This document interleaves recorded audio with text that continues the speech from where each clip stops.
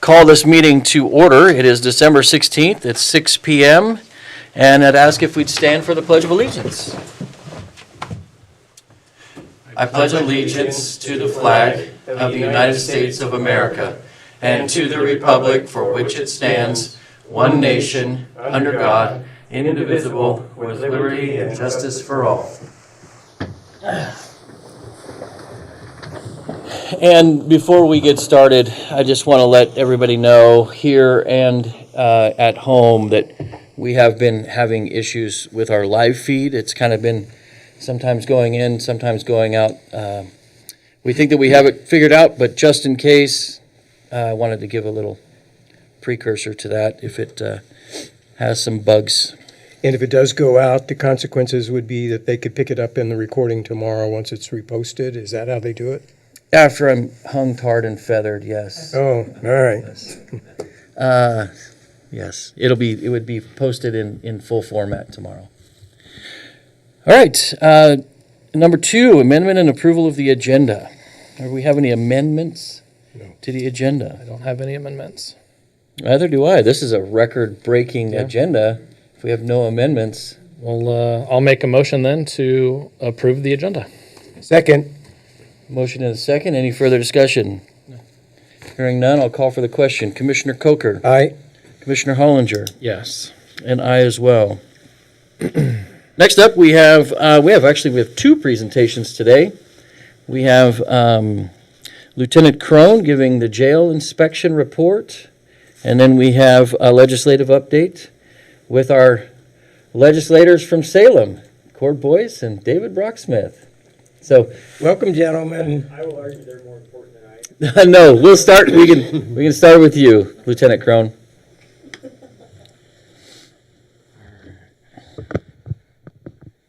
Thank you for allowing me the time today. Lieutenant Crone, the Curry County Sheriff's Office. I'm the jail commander for the record.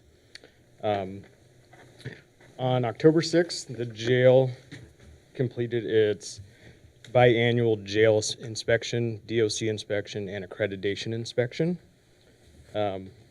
Usually this takes us anywhere from 9 to 6 months to complete.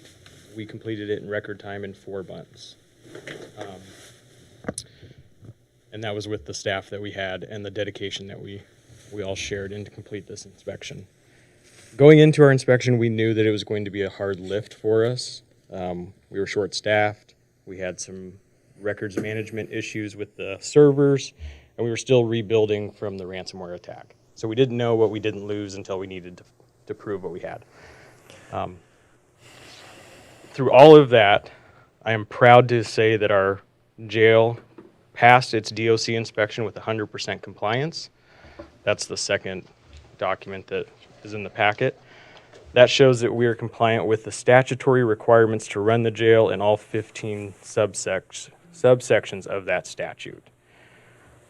Moving forward from that, we moved into the accreditation standards. In order to be accredited, we have to not only meet our DOC inspection with 100% compliance, we have to meet the Tier 1 standards, which are the standards that directly relate to life and safety and health of the facility. We have to meet that with 90% compliance. We met that with a 90, hold on, I have it here. I knew I wrote it down.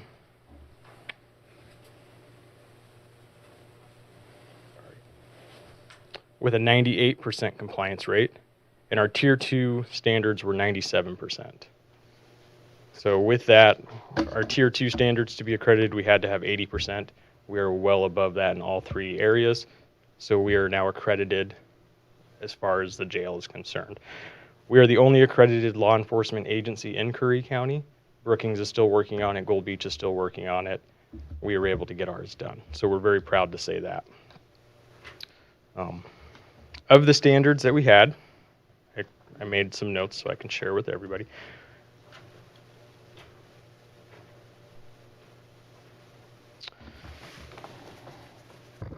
We had our compliance with the ADA, which is a Tier 1 standard. It was a partial, and that was because we needed to revise some policy regarding service animals, which that has been completed since. Another Tier 1 we were non-compliant in. So we had 2 non-compliance and 4 partial compliances. So our non-compliant for probable cause reviews, we document that we call the judge and read probable cause statements to them. We had 3 reviews that occurred after the 48-hour mark. We were trying to get a hold of the judge. The judge called us back like 20 minutes after that 48 hours happened, and we documented that. So that was a non-compliant standard. We're working with the judges to work on a different system for that. A tier 2 partial we had was our tool and material control. We had policy that didn't match the practice of how we maintain and inventory the kitchen tools that we have. The policy said we had a locked cabinet. We didn't have the locked cabinet. We were in the process of doing that. The inspection caught up to us. So maintenance has since fixed that cabinet. A tier 1 partial we had was our health assessments, and that specifically relates to completing health assessments of inmates who are in custody over 12 months. You have to redo the health assessment. We found that the nurses were doing that, but the form that they were using wasn't standard and didn't match the other forms that we used, so we weren't able to document appropriately that we were doing it. We've since fixed that, and we have a new form for that. Our last non-compliant we had was a tier 2 standard, and that was for monitoring healthcare. This standard requires that we have a third-party doctor review all the healthcare stuff that we do. We have to pull random files and provide that to them.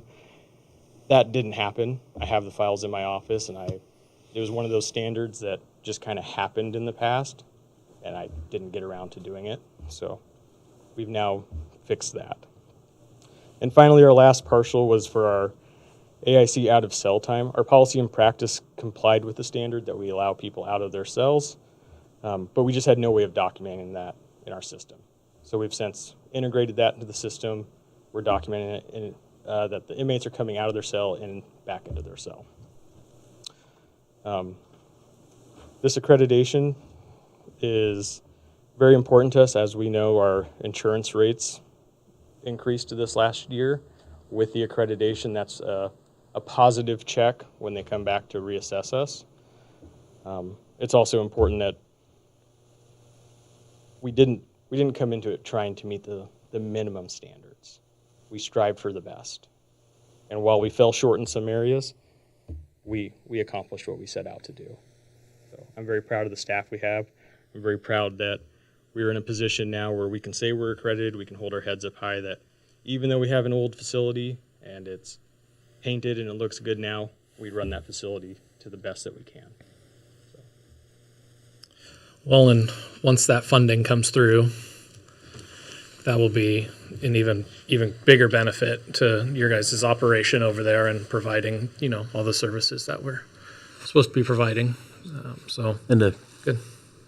provide some clarification on what you're referring to, Oh, please go ahead. Yeah. we're hoping that our DC assistants, our lobbyists over there, assist in getting the, what is it, 1.2? Yeah. $1.2 million jail renovation approval in the January CR bill. So we're hoping, and it looks very promising. Obviously, all the I's are dotted and T's are crossed for that to happen. So it'll just add another layer of improvements. Absolutely. And trust me, no one is crossing their fingers more so than the staff over at the jail. We're really hoping that does come through. Good. Yeah, we are too. So I've had opportunity to tour the jail. This goes back 10 months ago. To have seen it then and to see what you've been able to do over that period of time has just been Herculean. I think the cooperation between you and our operations team here within the county have produced some extraordinary results in terms of reconditioning the jail cells in particular. But it's extensive what you've done, so congratulations. Yep. We'd be remiss if we didn't appreciate the maintenance staff too. Oh yeah, the maintenance staff. Oh, yeah. Grind Yeah. hard over there, keeping it together. Continue to work as hard as they do to keep things up. Well, thank you. Proud of you. Thank you very much, Lieutenant. Thank you for bringing that in. Thank you. So I'll give you guys back 10 minutes that I. Yeah, You're a kind I saw that. Yes. Next, Representative Court Boyce and Senator David Brocksmith with a legislative update. You want to start? Okay. Hey, Merry Christmas. Yes, Merry Christmas to you as well. Other than our town halls, we don't get a chance to talk direct to our citizens very often, so really appreciate this time. We can have more town halls. Well, they're like inevitable. So, by the way, Miranda Plaguey, if you're watching, I have my Curry Travel coat on that she gave me like 6 years ago, and I take very good care of it. For the record, my name is Court Boyce, State Representative District 1, Coos, Curry, and Douglas counties. My district goes from the California-Oregon border all the way up the east side of Coos Bay, Coquille, Myrtle Point Powers, then through Highway 42, Camas Valley, 10 Mile, Winston Dillard, and then the northeast boundary is the Douglas County Fairgrounds. So I think I got it rough. The Senator's District keeps going all the way up almost to Cottage Grove. So, yeah, Commissioner Coker, when you were appointed by these two gentlemen, did you have any idea what you were getting into? A little bit. A little bit. Only because I had seen what you have been through, and I'd come to enough meetings to, I knew there would be battle scars. Well, I want to thank you for volunteering to be a public service, and I think they made an excellent choice. Thank you.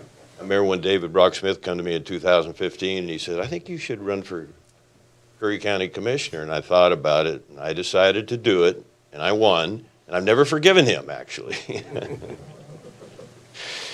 So, very happy for Curry County. The recall effort is done, and it might be a little bit early to plan on smoking a peace pipe, but we have to all get our shoulders together and pull the wagon. And that nobody's exempted from that. We have a lot of serious work ahead. I've had a great year, and I'm not bragging, and I am really humble, but I serve with an incredible team.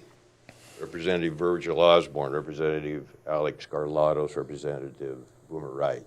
But we're led by a guy by the name of David Brock Smith, who has 4 years on me, and I don't think I'll ever catch him. But it depends on who you talk to in the Oregon legislature, the 90 members that serve and represent 4.3 million people. Half of them will tell you that they think he's number one. The other half will tell you they think he's number two. I don't mean to embarrass him or brag him up, but it's important to note that our corner of Oregon has a wonderful team, and he leads that team, and nobody outworks him. He's effective, he's got great vision, and he has tremendous successes in his record. So it's easy and fun to follow him.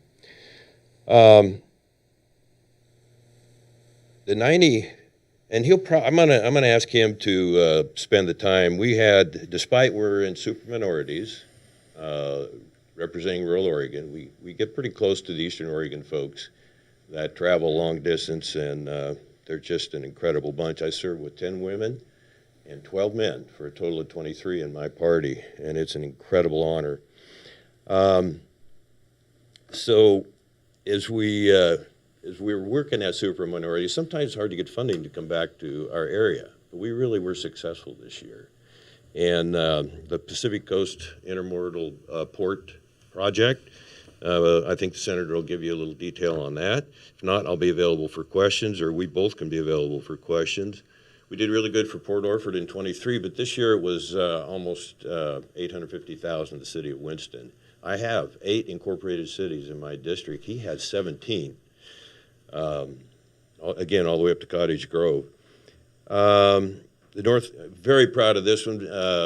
Rep. Virgil Osborne, of course, the senator, was really involved in this. $1.4 million for the Rock Creek Fish Hatchery to match with the Cow Creek Tribe. So we got our fingers crossed that within 3 years, that complete rebuild will be putting a lot of salmon back into the Umpqua River.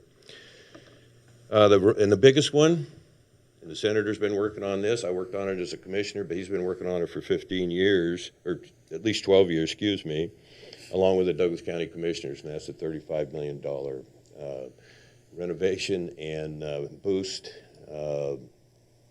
veterans' homes. And we had to fight like heck to get that $35 million, and it will be matched with $100 million, give or take, from the federal government. So we're constantly working on getting that moved up on the top of the list, but it's looking very good for us. I had 2 bills. As you know, in the short session, we're only allowed 2. And so I was honored to be asked by the Oregon Fire Districts Association to come up with a resolution to honor their 75-year existence. And so that was really a special thing for me. And you know where I stand with fire awareness prevention. I serve on the Keep Oregon Green Board of Directors, and you know what happened on Rogue River and the Flat Fire 2 years ago in Agnes, and going clear back to the Checo Bar Fire in Klondike in 2017, 2018. We can do a better job on preventing these fires, and we can fight with a lot less money to get them out early. And I see some good things happening there, even with the Forest Service.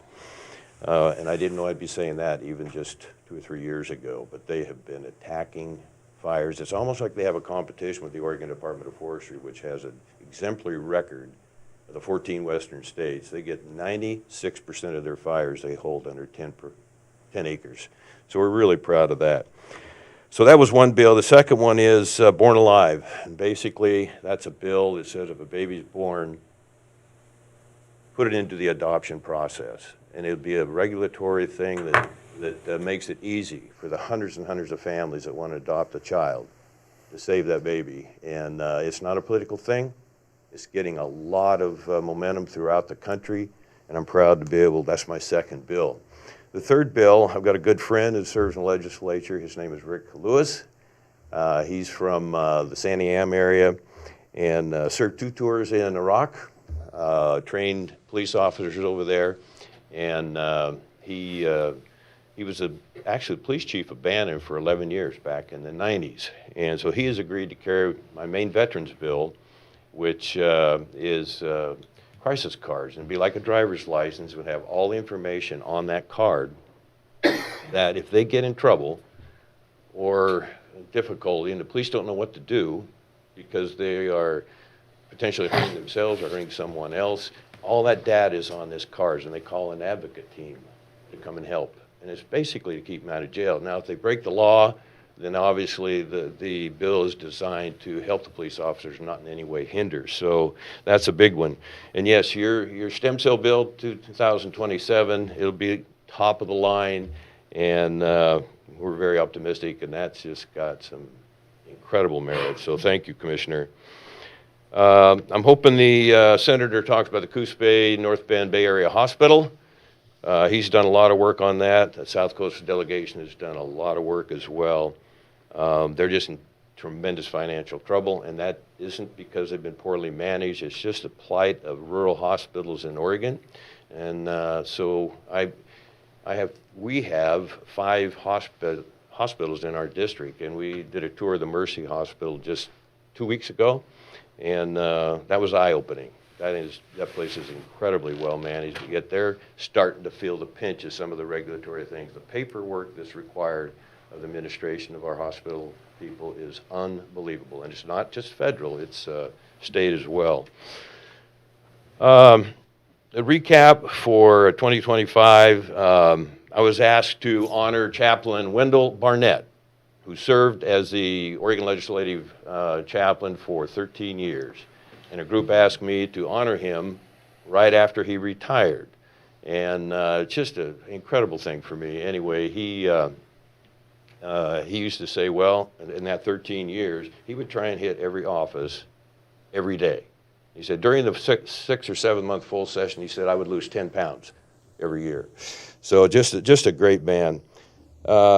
I had the honor of being co-guest speaker of the Oregon Taxpayers Association. If any of you remember a guy by the name of Andy No, who was brutally attacked twice by Antifa, I always say that, Antifa, however you want to say it.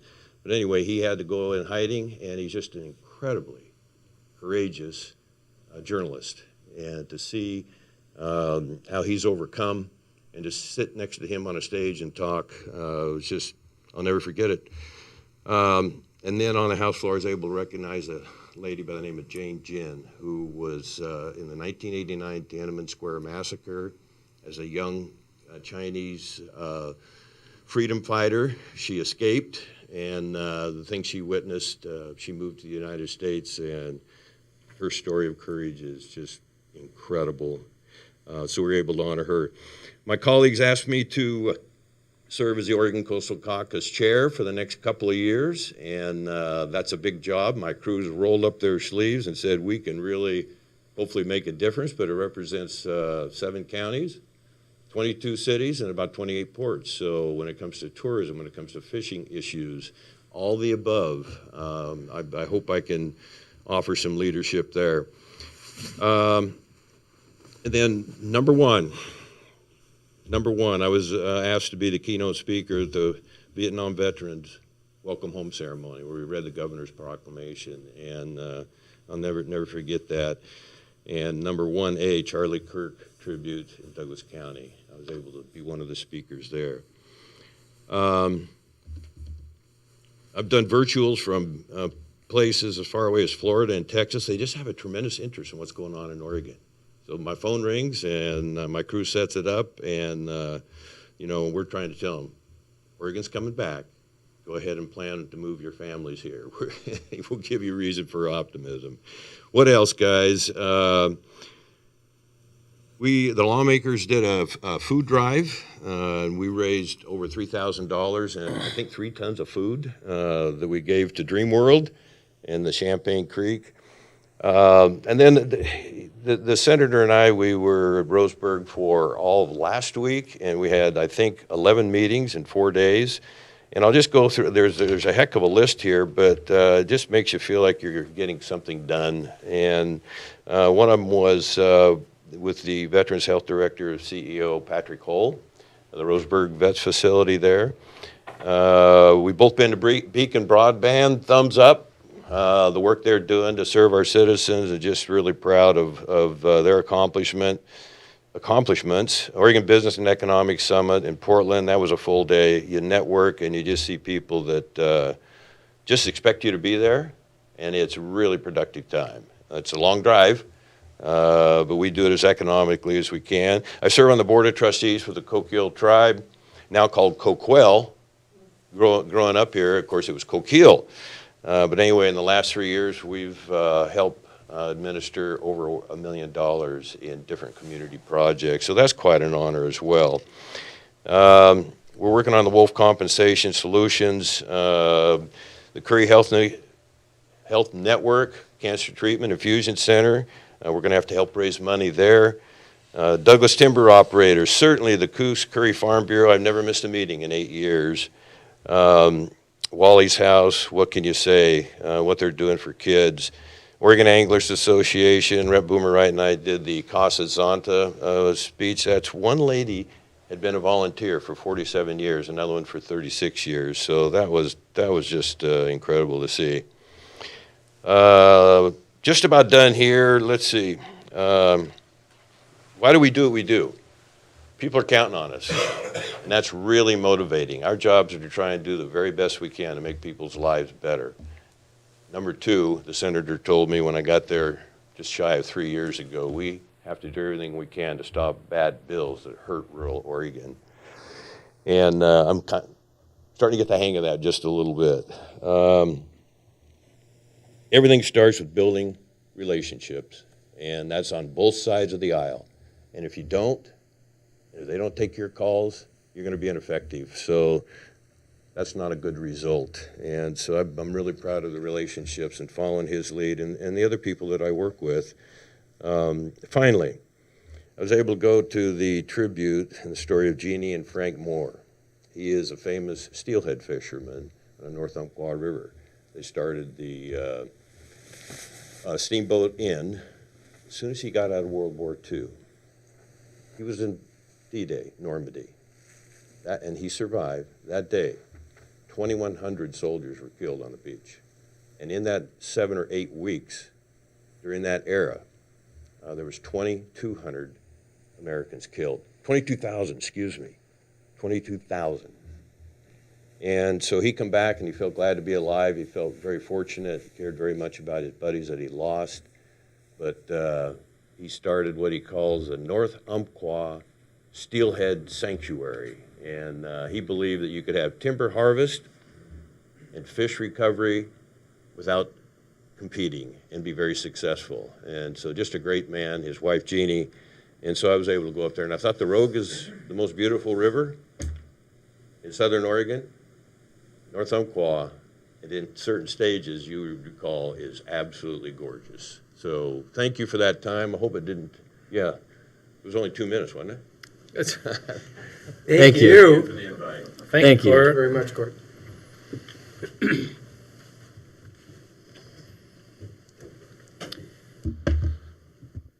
Well, good Senator. evening, Commissioners. Thank you for the opportunity to be here and Thank you for speak with coming. you this evening. For your record, I'm State Senator David Brock Smith, Senate District 1, which, as Representative Boyce mentioned, it includes Curry, Coos, and Douglas counties. It is rather large. It's the largest Senate district on the coast. Of course, all of Curry kind of wraps around Coos Bay, heading north. Got the east side, kind of diagonals up until you, so Scottsburg Bridge on Highway 38.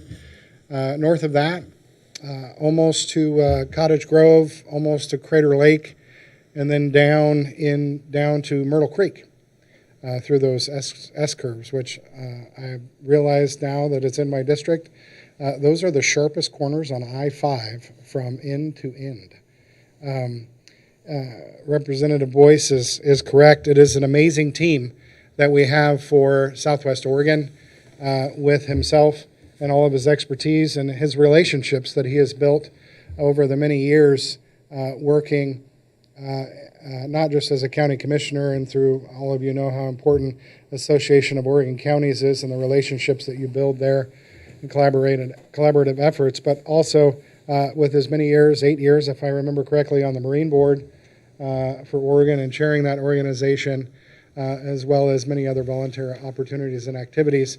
And then Representative Virgil Osborne, who lives in Looking Glass, but has the other half. There's 30 Senate districts, 60 state rep districts, of course, 2 representative districts in each Senate district. Alex Scarlatos, of course, represents just south of us down to Central Point, along with Senator Robinson. It is just a fantastic team for Southwest Oregon. And just for your knowledge, I serve as vice chair of the Senate Energy and Environment Committee. I serve on the Veterans Emergency Management and the Federal and World Affairs Committee, as well as the Legislative Policy and Research Committee, the Joint Ways and Means Committee for Public Safety Subcommittee, as well as full Joint Ways and Means. We had a pretty amazing year considering we are in a super minority, especially when it comes to funding. The super minority, for those that are watching and don't understand, of course the commissioners understand, is there is a heck of a lot more of them than there are of us when it comes to party. And they can raise taxes and pretty much pass anything they want, meaning the majority party, without a Republican vote. And so it gets a little dicey sometimes. To that end, for example, you have a situation where the good news of what we stopped or were able to stop this last session, and just a few examples, there was a 4% tire tax that didn't move forward. There was an 8% tax, new tax on beer, wine, and cider. There was going to be a 3% annual property tax increase above Measure 5 and 50. There was going to be a local fuel tax increase. We're going to basically allow our cities to increase their fuel taxes without voter approval. There was going to be a $15 billion transportation package that was ultimately whittled down to 4.3 with a special session. Part of that, when they came back, didn't include the counties and the cities in their split. There was a bill that was going to end the kicker refund that our constituents were not very happy about. Can I ask a quick question? Of course. During this this long session this year, how many total bills were presented? My number was, the last I heard was like over 4,000. It was like the most in Oregon's history for a legislative session. So, so for the two of you to have your teams review and read over 4,000 bills and determine which ones are, require additional taxes, or they just try to, sneak in things here and there. That really shows a lot to your teams being able to decipher a lot of that code, I guess you could say, in each bill in order to help protect your district. So I appreciate the thoroughness. Thank you, Commissioner. Yes, you're right. I believe there was over 4,000 pieces of legislation. Over 350 of them were mine, because I'm a prolific bill writer. I did not have the most bills introduced this last session. Representative Paul Evans did, with over 400 pieces of legislation.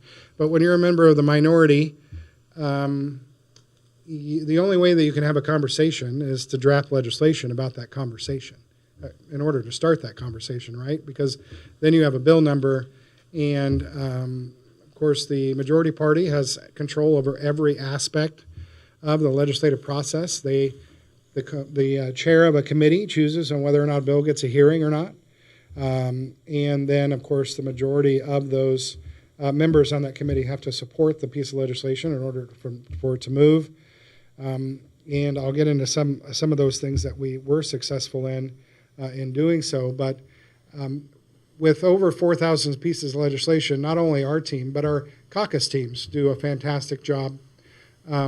You all are on my list, I believe, of the bills of concern that I go through every week. I go a little one over, and every week when we're in the legislative process, I actually go through on Sunday afternoons. Usually it takes between 6 to 8 hours, and I read every bill that is scheduled in every committee for the coming week. I put that together, bills of concern, bills of support, in a Word document that then I send out to all of my commissioners within the district, but as well as a number of citizens that sign up, and then statewide, so that they can engage in the legislative process. And I link the bill, so also link the process, or the link to OLIS, so that they can just they're 2 clicks away to submit testimony. It's been very helpful to have the citizens engaged in that process. And I'll continue to do that in the short session. The short session that we start February 2nd, of course, is very quick. We have a little over a week to have our public hearings before a work session must be scheduled for the following week in order to pass the bill out of the committee and to the floor. And then, of course, they have another week to get it out of that chamber and to the House or the Senate chamber, and vice versa. It is 35 days. It's a brutal slugfest. As you know, the opponents to the $4.3 billion gas tax, if you will, transportation funding and so forth, was submitted Friday, a little over 193,000 signatures that they were able to collect in less than 22 days. It was massive. I was involved, as you can imagine, but we were a little upset that the governor waited to sign the piece of legislation, so we shouldn't. But actually, it was a blessing, because I was part of the organization structure with my leader and, of course, Representative Deal and Jason Williams and others. We were meeting still while we were up there, of course, out of the Capitol, to discuss the strategy and how we were going to put that together. And we had over 2,500 captains throughout the counties. Big shout out to Jody Fleck, who put those, we had over 65 county captains, over 2,500 volunteers across the state, and it was a bipartisan issue.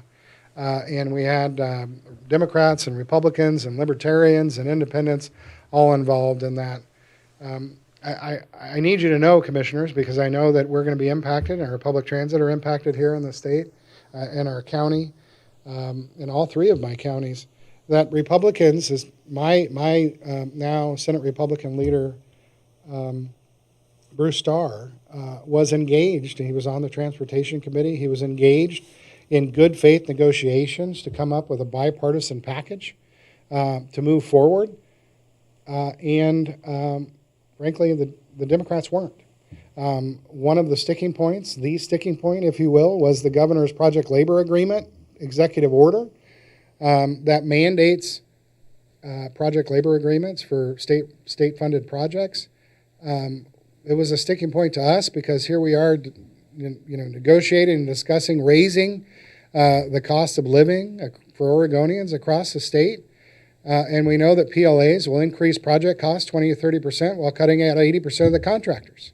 So when you're looking at non-union shops like Tidewater and are contracting those services for these projects down here, it wouldn't happen. Or you would have a union shop contractor from Eugene area, let's say, that then would subcontract, which then with Tidewater, which then increased the cost to Oregonians. So it's problematic, and that was the sticking point. There was a sale. It was basically this session was a gift to the unions, public employee unions. I'm not trying to bash our public employee unions. We have fantastic individuals that work in our counties. But when it comes to Senate Bill 916 as an example, it was a bill that I thought we had stopped in the Senate. Unfortunately, Senator Meek folded.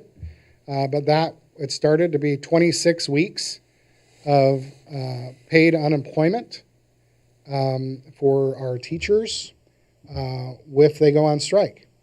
So you have a situation where, as a former school board member and as a private business owner, you both know you pay into the unemployment system as private industry. Public entities do not, and schools do not. But if you go on strike, your union does assist you. This is going to allow only for, I think we got it down to 10 weeks instead of 26 weeks. It's going to allow those, you're a school board member, commissioner, Mr. Chair. So if you have, let's say, your teachers go on strike down in the Brookings Harbor School District, they can do so for up to 10 weeks. They can collect unemployment while they're already going to get paid through the negotiation after so they get to double dip, and then the school district will have to pay back the unemployment fund that you have not budgeted for. So I think you're going to see a bunch of school districts that are going to be in a conundrum needing to budget 10 weeks of pay as a budget line item that you're not going to be using for education, unfortunately. And that was just one of the gifts to the public employee unions across the state. But some positives. We talked about, Representative Boyce talked about the $35 million that we were able to secure for the third veterans home to be built in Oregon in Roseburg. This is a commitment that was actually done back in 2011 with then Representative Tim Freeman, who's now Douglas County Commissioner. The money went away. We were able to get it back in 2024 and then carry it over for this session. This is a third of the resources needed to build the third veterans home in Oregon. When the veterans home in Oregon was built in Lebanon back in the early 2012, 2013, the agreement was that they would split it in half and have 152 bed facility there and the other in Roseburg. Unfortunately, we needed to get the resources in play and then get the ODVA to get to the Tier 1 status federally. We've done that. And I just can't give credit enough to Director Daniels of the Oregon Department of Veterans Affairs and her team for getting that done. So we are now on the Tier 1 status list. We are pushing very hard to have Congress and the appropriations bill that will be coming in the future next year fund and wipe the slate, they call it, and fund all of the projects that are needed in the veterans arena. They usually do that every 3 to 4 years. Unfortunately, it's been longer.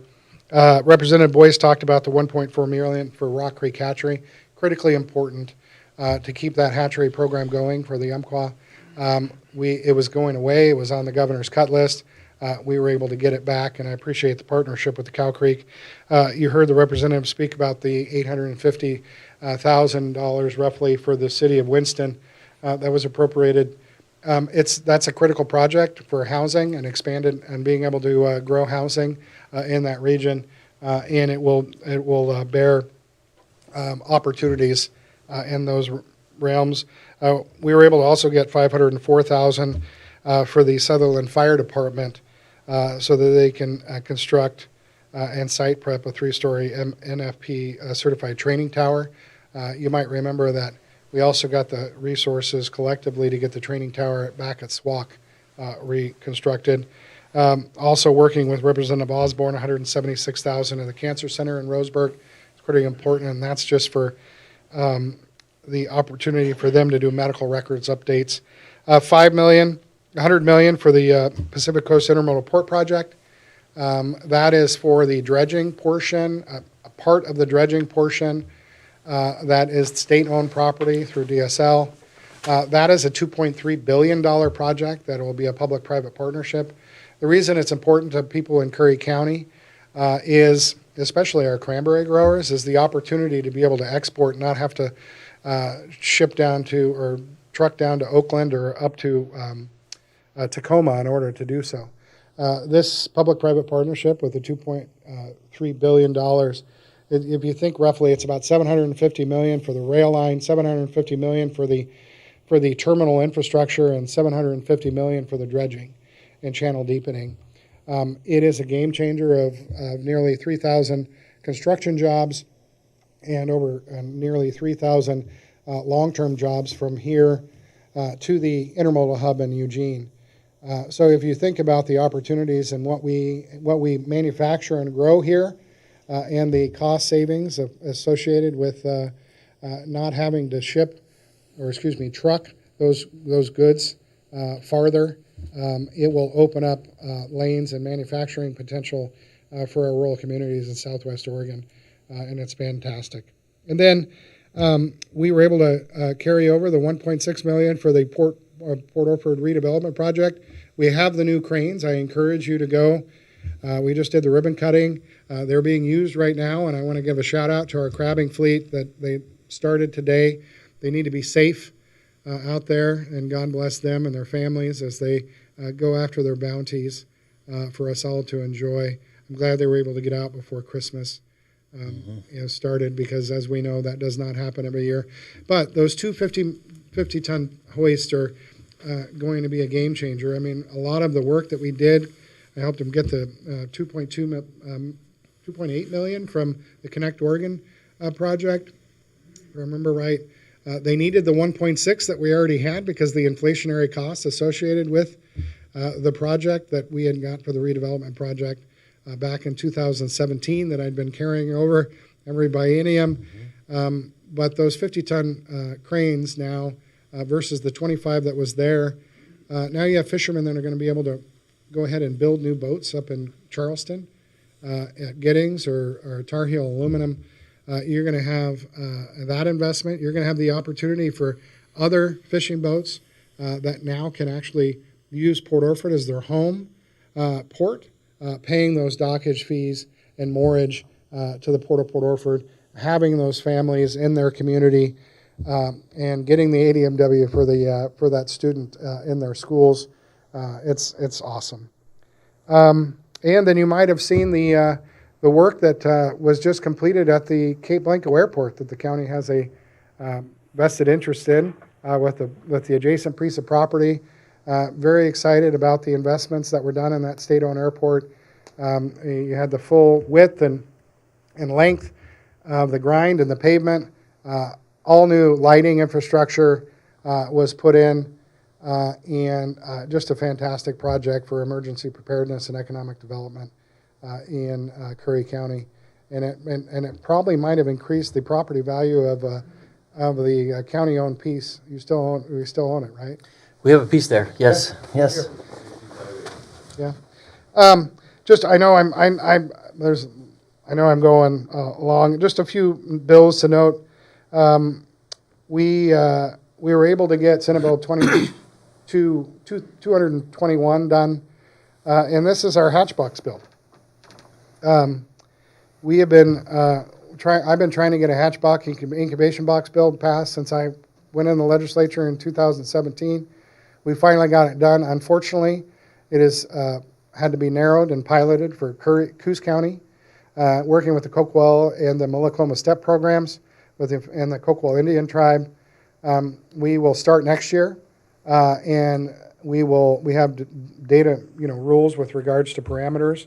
I'm excited about this piece of legislation because we know that those incubations, our old timers that have been around know that these incubation nursery hatch boxes work. And it is a relationship with ODF&W to drive to abundance. So I'm pretty excited about that. We were able to get Senate Bill 347 passed. And these bills, are pieces of legislation that Representative Boyce and Representative Osborne were all working as a team. I get it through the Senate, they get it through the House, vice versa. But this is the piece of legislation that deals with illegal grows on farm forest land. And it allows the counties, because these lands get special assessments. You have illegal grows. I know public safety deals with them all the time. And you have, frankly, cartel members that are bringing these landowners back of cash, or they sublease, and they just look the other way. Well, they will lose their special tax assessment if they do that for quite some time. There is an off-ramp if Gladys doesn't know that in her 200 acres that there's an acre back in the back. But we needed to deal with this, and this was spearheaded by Commissioner Chris Boyce from Douglas County. We have bills that we dealt with for our small woodlands.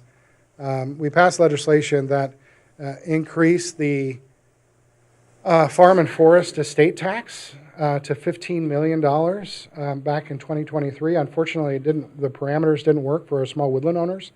I have more small woodland owners in my Senate district than any other in the state, and it's critically important because you have assets associated with that that then would have been taxable income.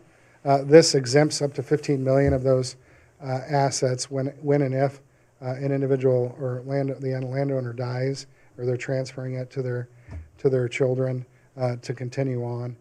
It was a critically important. The small woodland owners are actually investing now rather than having to try to keep this nest egg alive, because frankly, a lot of farmers and ranchers couldn't afford it, and they were losing their farms and ranches because of the estate tax. We still need to fix the statewide estate tax, considering it was set in place, if I remember right, in 2001 at $1 million. It's ridiculous. The inflationary costs alone would take it up to nearly $5 at this point, if I remember the stats correctly. And we're working on that as well. There's a long list, and I encourage everyone to go to my legislative website and look at the end of 2025 session review. I do want to also put a shout out to SCR 19, which was, we have an opportunity every session to honor an Oregonian. And I appreciate, as you know, Commissioners, my father passed December 5th of 2024. Representative Boyce did a House concurrent resolution in honor of my father. My honoree this year was Mr. Leonard Krug, who was the creator and president of the Oregon Anglers Alliance, an alliance with over 60,000 members statewide. And he was just an incredible man and dedicated servant when it came to our natural resource industries, especially our fishing industries. And he passed away doing what he loved on a boat off of Brookings fishing for halibut right after he reeled one in. So lastly, and I'm happy to answer any questions, as we get things done in the Oregon legislature, it takes teamwork. Even if you're a member of the minority, as I am, relationships matter when we do the work that we do. I'm proud to have fantastic relationships with all of my commissioners, all of you, and the majority of my commissioners in Coos County, and all of my commissioners in Douglas County, and all of my sheriffs and public safety personnel, and in fact, all of the elected officials. I look forward to meeting our new DA. I was always dismayed, and I'm glad that the citizens of Curry County chose not to endorse a just ridiculous recall against two of you. It was frankly obscene and absurd. Some of the things that were being said to collect those signatures were the same, absurd. It is incredibly important, especially as we move forward in Curry County, having sat in that chair, having sat in all those chairs, that we work together. We did get the blessing last Tuesday, a week ago this evening, of the Secure Rural Schools funding that came in for FY 24, 25, and 26. You're going to be able to utilize those resources in the 26, 27 budget. I caution you, and I don't think I need to because of your fiscal conservative efforts here in Curry County, but I caution you to make sure that you keep some of those resources to move forward. I know all of you, we're working on making sure that we get receipts. We're making sure that we can maybe get off of this welfare system, so to speak, that has frankly not kept up with inflation either. And it is a pittance to what should be coming in when you're only collecting less than 200 million board feet just on the BLM alone, when it grows 1.2 billion annually. And so the same is true with the USFS. I know that you are working hard in negotiating and having opportunities to partner with the USFS and BLM to generate resources to fund county services, especially public safety. And I am with you on that. To that end, I just had my Wildfire and Disaster Preparedness Committee through CSG West. Today, we were able to secure an additional $75,000 grant through the Legacy Foundation to expand our work. The elevator version is, we have CSG West is 13 states in the western United States. There are 1,180 legislators. There are only 8 standing committees for CSG West and 16 co-chairs of those committees, 8 Republicans and 8 Democrats. And I was honored to get the executive committee of CSG West to create the Wildfire and Disaster Preparedness Committee.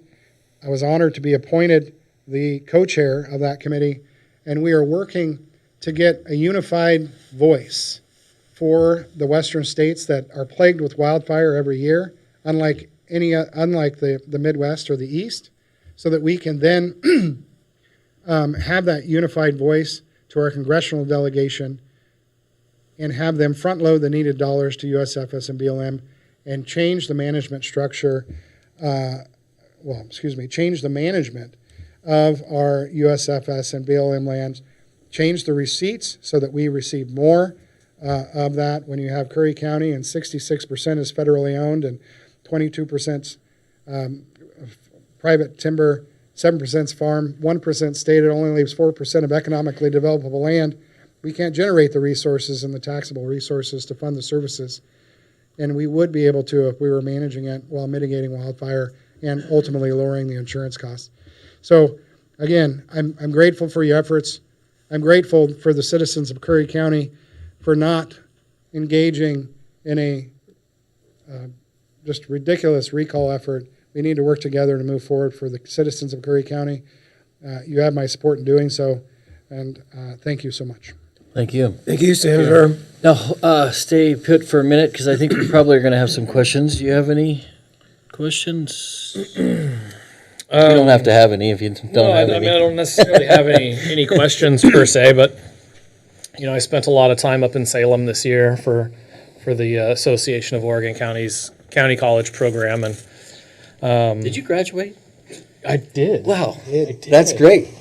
There's even photographic evidence. I just want you to know, Commissioner, so I was there on the last day, came in that evening, Commissioners, and so AOC. I was, Speaker Fahey was there, Senator Przanski was there, and I was able to talk to the new president, Aaron Scar, as well as Mallory of AOC and Director Burkle. Yeah. And we are going to schedule our legislative days in November for the same week so that then we can then invite the legislators to come down on that Wednesday maybe join you all and then be part of some panels on Thursday with you all, because I've always been try to be very proactive in engaging our legislators with our commissioners and vice versa, and that's a fantastic opportunity to do so. So we're going to try to do that next year, and it'll be. I'd have thought of that. Well, but I just want to say that, I'd stopped in to see the two of you on a couple different occasions, and to see kind of the hustle and bustle at the Capitol during session with your teams and all of your meetings, and even being invited to come to the House floor and the Senate floor to join the two of you. That was really special to see. And, a lot of people don't get the opportunity to see that, even though publicly they can go and sit and watch. But the amount of work that went on by the two of you and by all of our other, leaders, it was pretty amazing to watch the dynamic and watch you all work together and see how hard it is to do what you guys have to do. It's extremely challenging, and so I want to just extend my gratitude to the two of you for doing what you do to represent us the best you can, and because I know that's what the three of us strive to do as well here, and it's extremely difficult. So I have a lot of respect for what the two of you are accomplishing and sticking up for us. So thank you. Well, thank you, Commissioner. Go team, right? I mean, it needs to be all team Curry County, and Commissioner, Representative Boyce, and of course myself are part of Team Curry County, and we're here for you. I try not to bug you, but I'm always there if and when you need me. I'm happy to help. Thank you. Do you have anything? I do. So I could use some coaching from either or both. It has to do with the AOC's effort to present to the legislature in 26 our suite of requests for funding, more particularly funding for the Curry County Courthouse. So we're lining up with probably 15 other counties who have been able to document that we need some support for the renovation. We're not trying to rebuild, we're trying to renovate our courthouse to the extent that we intend to seal it. As you both know, that is a stucco building sitting 1,400 feet off the breakwater of the Pacific Ocean, and every year it is washed. That stucco is washed and deteriorates as a result of that. The windows need to be replaced, the doors need to be replaced, and a real criminal element is that the roof needs to be replaced. That is a flat roof on an oceanside building. I don't know who designed that. God bless them. I hope they rest in peace. But it is something that we need to fix. We're going to petition the state for money to seal the building and to put a pitched roof on the courthouse. So it'll be coming across through the AOC. We're now trying to get the documentation into them. So anything that you guys can think of to coach us on through this for success, that'd be great. And I look forward to talking. I didn't get a chance to tell you, but Representative Marsh from Ashland caught me for a 10-minute conversation at the Economic Summit meeting in Portland. And, we work with Casey Garrett, commissioner in Columbia County, Vanessa Caldwell in Lane County. And the bill we had was designed to help courthouses, but it had to be on a complete replacement. So to your point, where we can do repairs, logical, practical repairs, she said she wanted to help on that. And she's a heavy hitter, and you talked about relationships, so that gave me a lot of optimism. We can bring that bill back in 2027, and it would help actually all three of our courthouses. Coos County has windows too. Douglas County, as you know, has elevator issues, and Curry County has multiple issues. So we've got our fingers crossed. Do we still have the $10 million that you secured in 20? That was for replacement, though, I I think. understand. This is still there. Yes. Okay. And that would come through AOC, of course, in the Department of Justice, but that money is still there, and so that would help. So the advocacy that I think, the advice that I have for you is that we, and you're not alone, we need to make sure that we can change the language, that those dollars that were set aside already due to Representative Boyce's work can be used for infrastructure repairs and maintenance and renovation, and not $100 million new structure. It's critically important. So if we can track down a piece of legislation, and because we don't have a bill for that, right? Then we can draft an amendment to an existing piece of legislation. I only get 2 bills, but I get unlimited amendments. Whoa. So I can track down a piece of legislation, and we can submit an amendment that just to what I call a kind of a surgical amendment, where we go in, we talk about this line item only for this courthouse, only for this funding, and see what we can do. That would be my advice. That is great advice. Thank you very much. We might want you to come and testify Okay. be the judicial. So, yeah, thanks for bringing that up. And Thank you, guys. We've got some optimism there. It'll help a lot of counties, Best news I've had all day. Thank you. But yes, thank you. Lastly, first of all, thank you both. We don't get you, but generally like once a year, and so I'm not going to waste the opportunity to ask the questions that we need to ask. Well, a couple things. First off, thank you for reaching out for when you need assistance with testifying, specifically on the bill to illegal grow bill. I was honored to testify on that, as we had just went through that recently in Curry County with an illegal grow in a similar situation. We'd be remiss if we didn't mention maybe one of the most impactful pieces of legislation to affect rural citizens, and it was the repeal of the fire map legislation. It was a big fight. And I want to thank you Big because, I obviously was very deep in the middle of that fight. And, for you, maybe I haven't expressed this or shared the story, but, I went up to meet with Senator Brock Smith and discuss how to address this, as I was very fired up at the time, as you know, with the emergency declaration that we had. And he said, well, let's go to Senator Golden's office. And Senator Golden was the author of that bill. And he got me 10 minutes in there with Senator Golden that was, I think, invaluable as and impactful. Absolutely. And Senator Golden, continued to text me for weeks after that discussion to gather ideas on how to best backwalk out of that bad legislation. But that piece of legislation itself was intended to disrupt rural Oregon living, and the fact that we got that repealed was a giant lift. Well, it was it was a giant lift. It was very difficult with Senator Golden. I was glad that you came up, and I was glad that we were able to catch him for that 10 minutes, and I'm glad that he engaged with you for the weeks afterwards, because he wasn't engaging with me on the issue, unfortunately, and he needed to.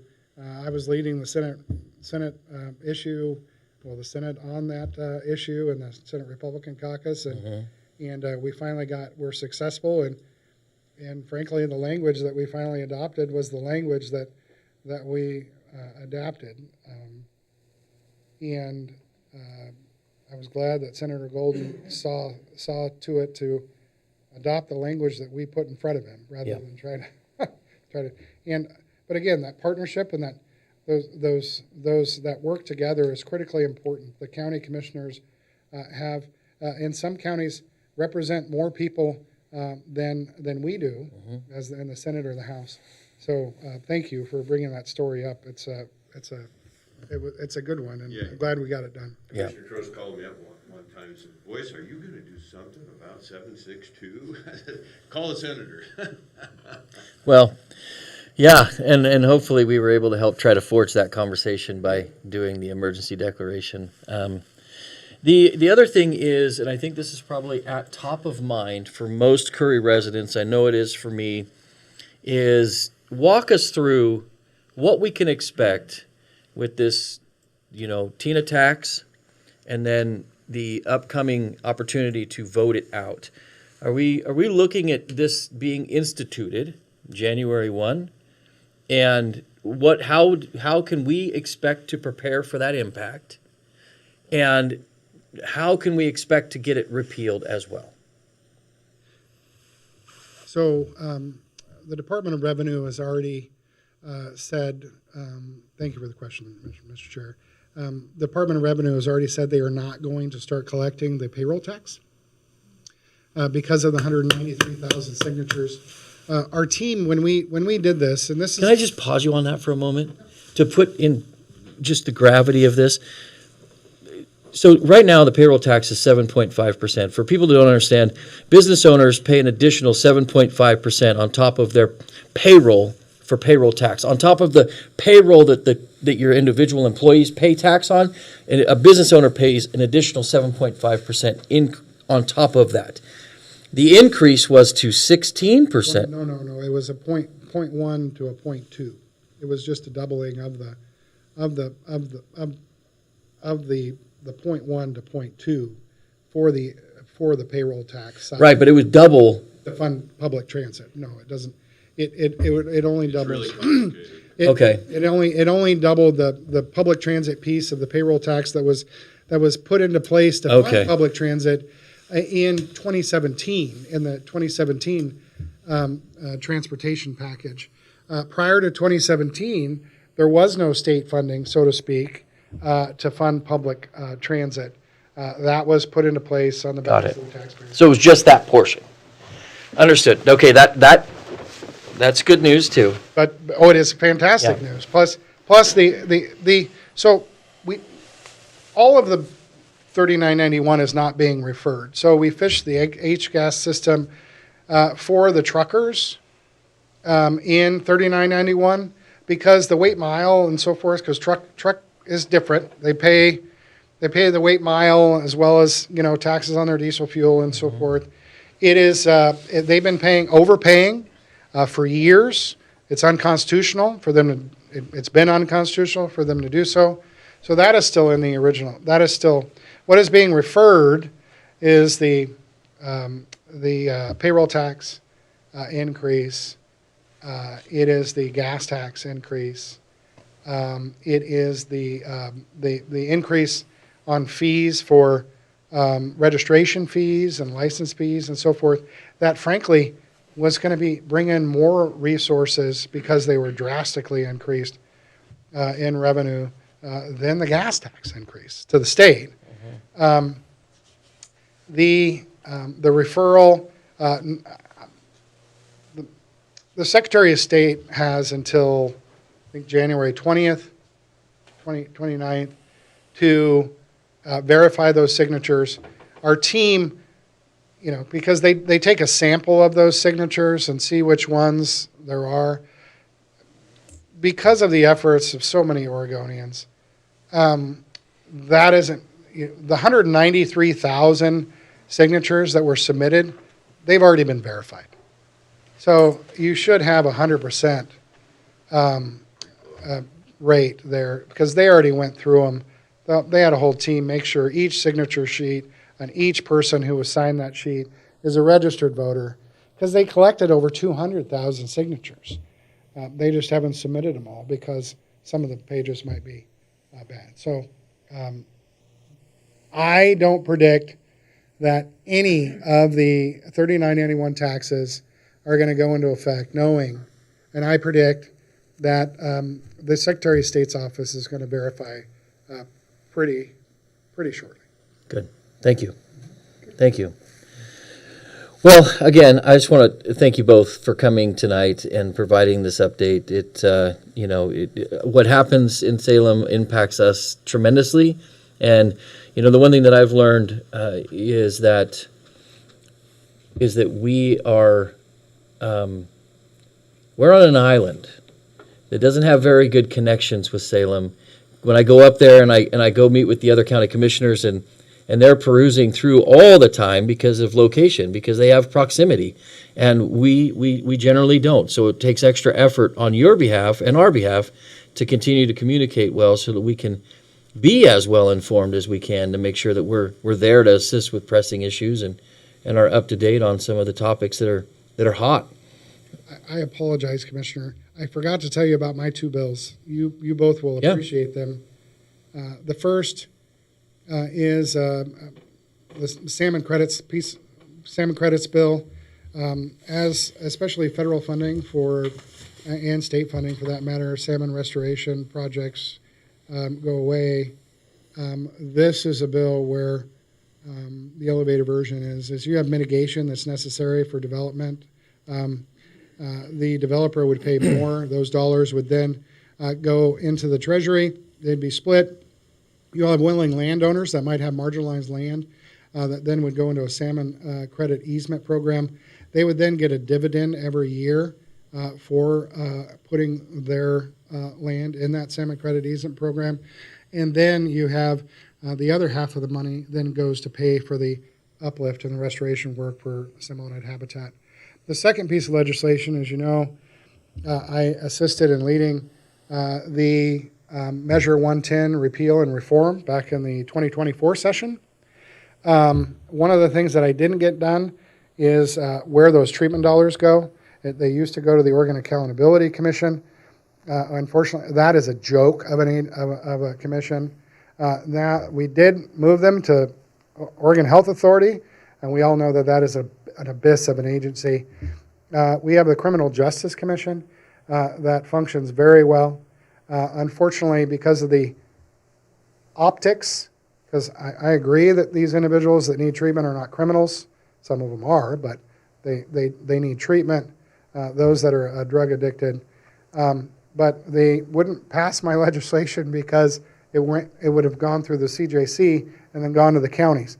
So the new bill draft creates the Behavioral Health and Deflection Commission that are made up of criminal justice commissioners.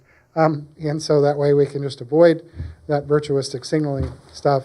But the dollars will pass through there and come to the counties so that you get to create the MOUs and contracts with the service providers, because you know, and our county commissioners know what's best within those counties to provide those services.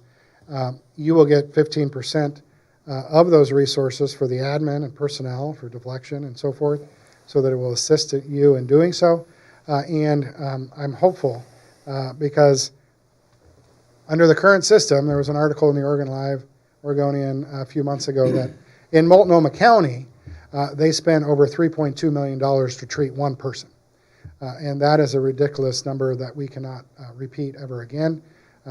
These are limited dollars, and they are best managed by our counties and county commissioners to do so. So I apologize. I meant to throw those out, but I'll have a lot of amendments for other pieces of legislation. So please keep me up to speed on how that's progressing, because Lieutenant Crone, Lieutenant Denny, and myself, along with Jerry O'Sullivan with ADAPT, we're kind of like the spear point in building the deflection program for Curry County.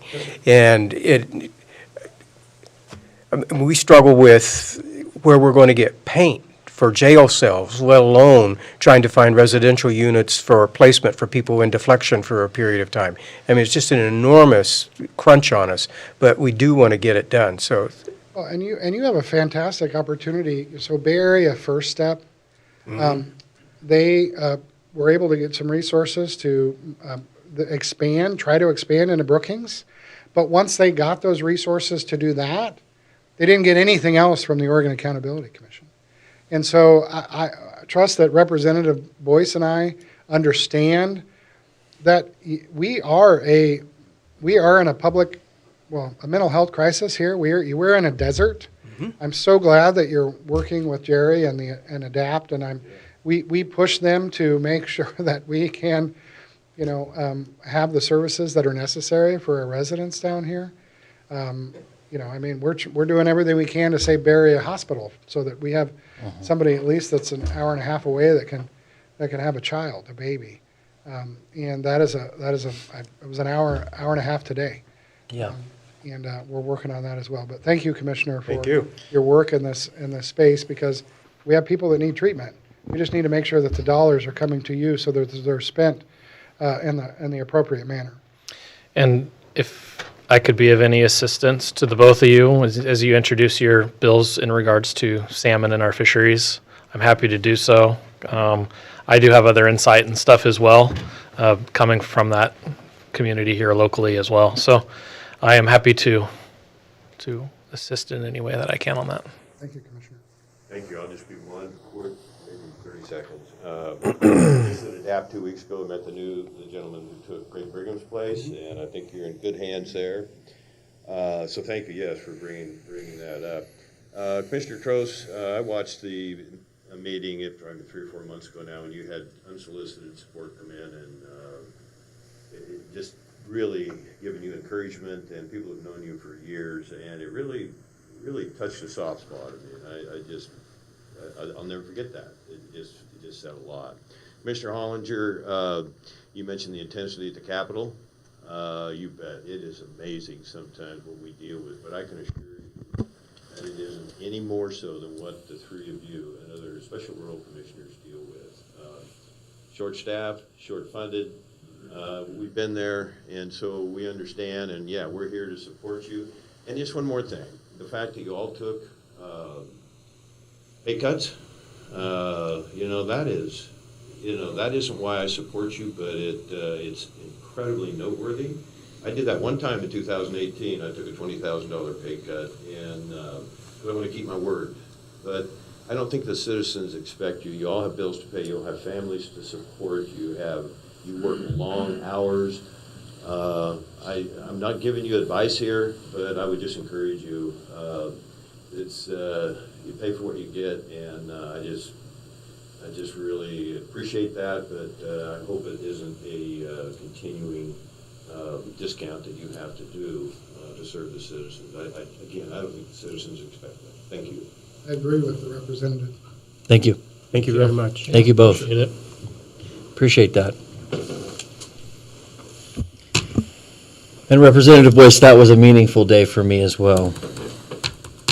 There's only about 20 people here. That was a very, very impactful day. Okay, next up, well, thank you all for the presentations. That was really wonderful. Yes, you will. So next we have public comments. And first up, we have Sienna Worthy.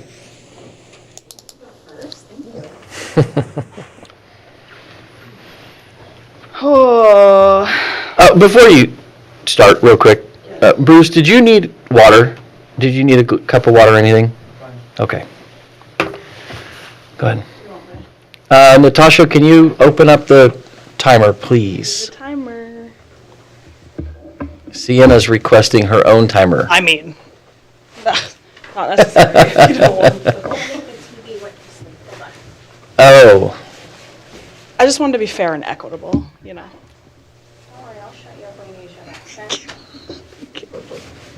there we go. So kind of you. Look at that, we got both of them going. There's a giant reminder. Goody.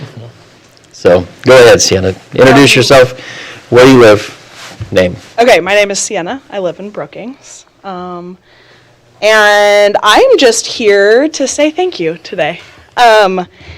I wish to extend my sincere gratitude to each of you for your continued leadership and service to Curry County and the place that I love and call home. The past several months have presented unforeseen challenges that you have at times placed significant strain, not only on your professional responsibilities, but also on your personal well-being and the happiness and healthiness of both you personally and your families. Throughout these difficulties, the three of you have not wavered in your commitment to this community, your resolve to persevere, your dedication to public transparency, and your efforts to raise awareness and encourage greater community involvement at large. To me, these things reflect a deep sense of responsibility and integrity in public service and commitment to what you're trying to do here. The sacrifices you've all made in the interest of strengthening my community and ensuring the continued delivery of essential public services particularly, public safety, are great. They're meaningful and appreciated, and they're recognized. Thank you for not giving up, for leading with courage and grace, and for remaining steadfast in your mission to serve the public at large. So, in short, I would like to thank you for not giving up on us. Thank you, Sienna. Thank you, Sienna. Thank you. Great. Next up is Georgia Cockerham.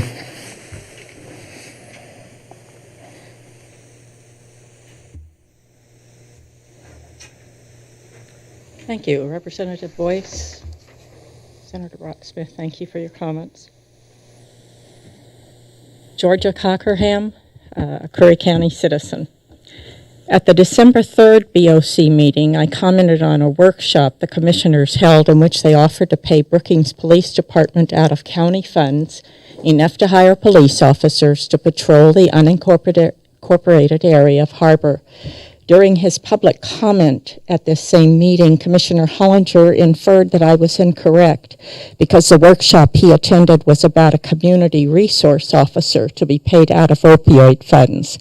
I'm here this evening to reiterate what I said about the workshop that Commissioner Hollinger may not have attended or knew about. My information comes from two sources, including Brookings City Manager Tim Rundell. The commissioners held a workshop with Brookings for the purpose of paying Brookings Police Department enough money to have officers patrol Harbor. This offer was declined by the Brookings City Council.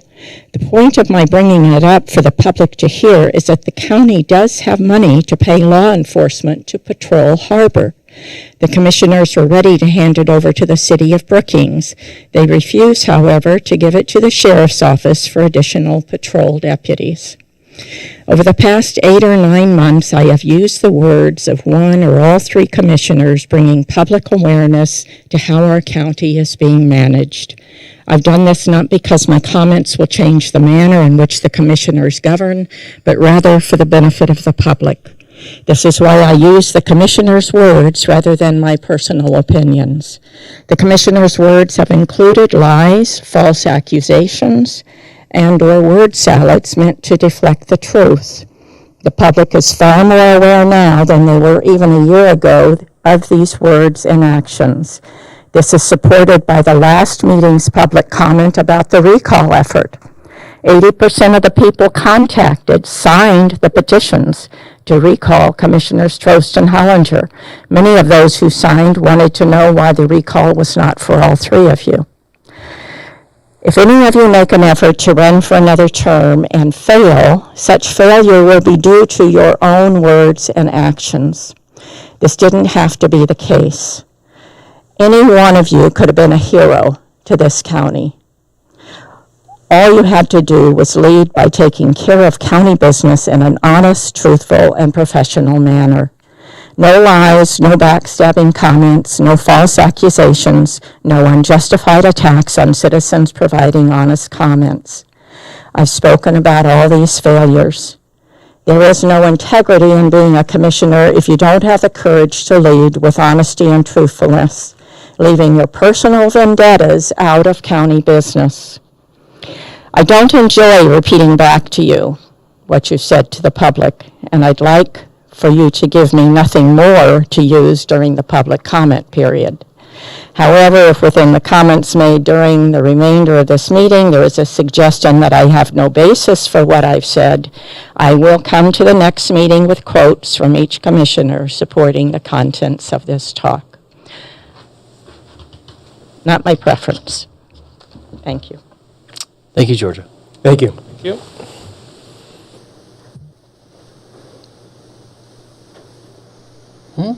Sure. Is there anyone else signed up? Who's sorry? Is there anyone else signed up?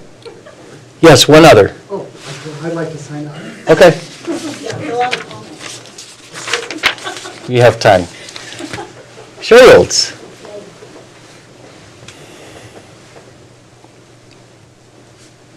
My name is Jerry Oles, Brookings, Oregon.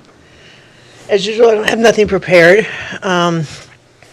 So there's quite a few things.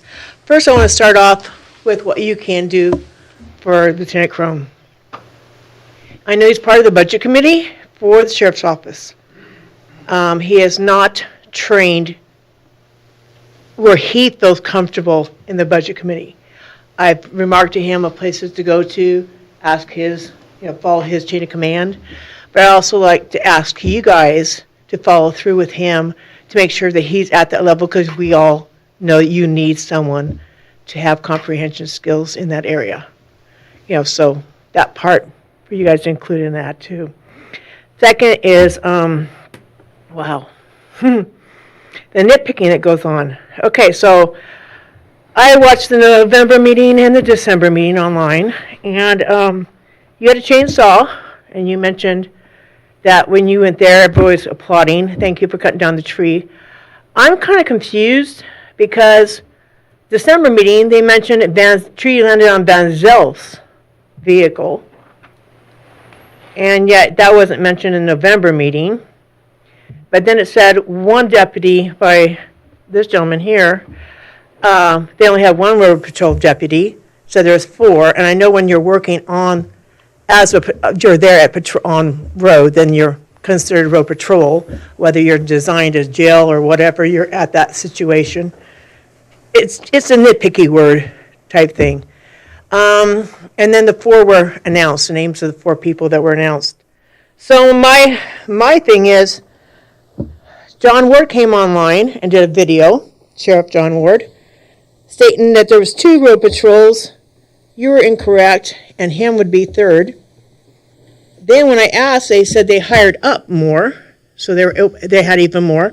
I ran into an officer who came to a call in Brookings, Thornberry, or I can't remember his name, and he said he does road patrol on occasion and has for a while, and his name happened to be on that list. So it seems like we're not getting updates from the sheriff, because I like to know how the guy escaped from the hospital, first off. And, glad they caught him, but how the hell did he escape, And why he thought the video then was removed that he posted. I could not find it. And we're not getting the updates that we need to know as citizens. I know that you guys aren't overseers of them at that level, but the budget things. I like to know a lot about the budget of the sheriff. Where can we go to find that stuff out? I like to know why we had 39 cars, 3 years of vehicles not registered to the county and then not covered in insurance. Why were the radio towers not upgraded, but yet we have a machine in the SARS that 6 counties would love to have that's overpriced for what we don't need, but use twice in 3 years? I mean, somebody's spending money and no one's being held accountable in that office. And I have spoken with John and actually got 30 minutes. My phone records. It's a business line. And he knows that. And whenever that grant came through, Crone came in to talk about the grant. You guys responded saying he needed to be here to make sure that all the things on it was, he needed to make contact with you, basically, and agree to fulfill the requirements of that grant. And have you gonna Okay. wrap it So up? anyways, he told me he thought it was silly, and so he knew from day one, the day it happened, he was not coming. But yet, people want to blame you guys. Yeah. And I think that needs to be cleared up, that we need a team going here, and it's not all them. And I know I have respect for all you guys too. But that narratives, the context, and how things are said changes the whole narrative. And it needs to be rephrased so we can come together as a group in a community. You can quote the words, but keep it in the right context. The way it was said, the way it was meant by them, not your judgment, not your perception. You could ask them, is this what you meant? The communication part on it. Because it's getting old. Really getting old. It is for me too. Yeah. Sherry, Well, Sherry, anyways. thank you. Thank you. Thank you. Senator Brocksmith. Thank you, Commissioners. I took my coat off and my pin so I can try to be David Brocksmith, 3rd generation, Curry County, Yes. live in Port Orford, 24 years of public service. And in that 24 years of public service, I've learned a lot. In fact, Mr. Chair, you taught me when I was a commissioner and you were the juvenile director in Parks, and took over Parks when we merged those agencies. You taught me a lot, and I appreciate that. Thank you. It's not easy to do public service. Like I remember Renee Colin, the former clerk, was my touchstone, if you will, because I came in here back in 2013 all hot and heavy, and I'm like, oh my goodness, and then, I upset the mayor of Brookings back then, and we tried to put forward a funding solution for the sheriff's office. Had a recall against Commissioner Itzen and I because of that, because of course, one of them was a previously convicted pedophile who was trying to recall us, so we're trying to raise money to fund public safety in Curry County, so it was ironic, but and they were squatting in property that they shouldn't have been. I guess my point is, if I have one, it's that we all have to work together, and I commend you, because the citizens can come up here and say the hell whatever they want, anytime, and they used to do it when I sat there, and they do it now, and with the way social media is these days, you got the keyboard warriors out there that can say whatever they want. Mm-hmm. However, do whatever they want in the social media space. I know that I make mistakes. I'm a human being and not perfect, and I make mistakes all the time. If I make a mistake and when I'm speaking to an individual or giving facts, I try to own my mistakes publicly. Sometimes I do get in a defensive posture, but I try to listen, like I know that you all do, and just for the citizens out there that are listening tonight. I've watched some of these meetings, and I've witnessed some of the meetings. Heck, I sat in those chairs and did the same. And I listen a hell of a lot more when there's proactive, positive, and suggested ways to move forward, rather than I watched a damn meeting and you said this because I spent my time to go through the video and write it down. There's really not a lot of positive about that. And I suggest, as I did earlier, but as citizen David Brock-Smith, that we all just need to get along, because you all are working for the citizens of Curry County, and I know that just as the sheriff has, the public safety of the citizens is the most paramount issue to him. It is the most paramount issue to you because of your work as well, and so I know that you all can work together to make sure that gets done, and that this futile, recall BS is done and buried because it doesn't need to come back because it does not move us forward. So, thank you. Thank you. Thank you, Senator. I didn't mind holding your beer there. Okay. Thank you. We're gonna sneak off and go get a jail tour with the Enjoy. lieutenant real quick, but can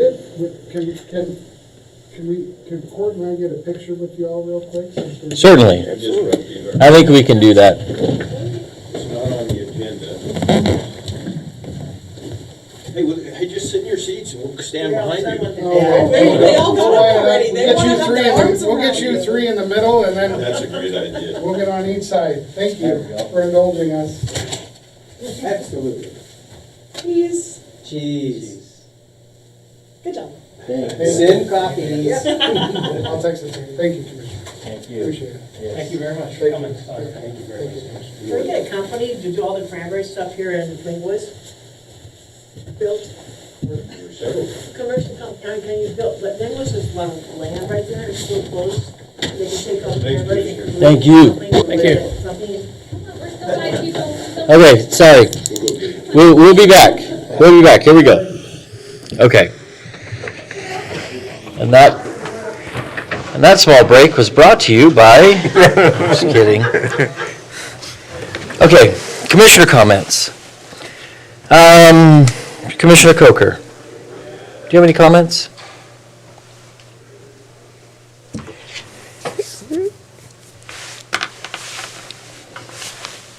I do so respect my neighbors in their passion to do good for each of us.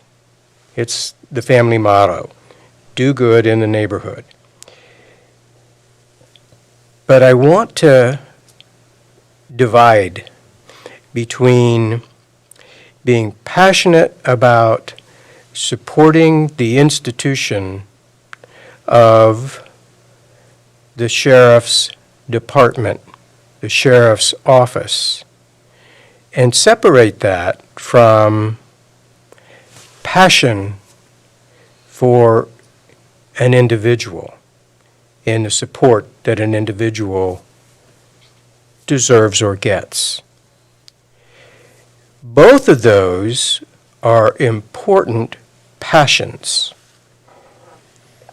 But in the matter of public policy formulation, public policy definition, and implementation, we need to look at passion for the institution as a measure of stewardship that overshadows our passion for a person.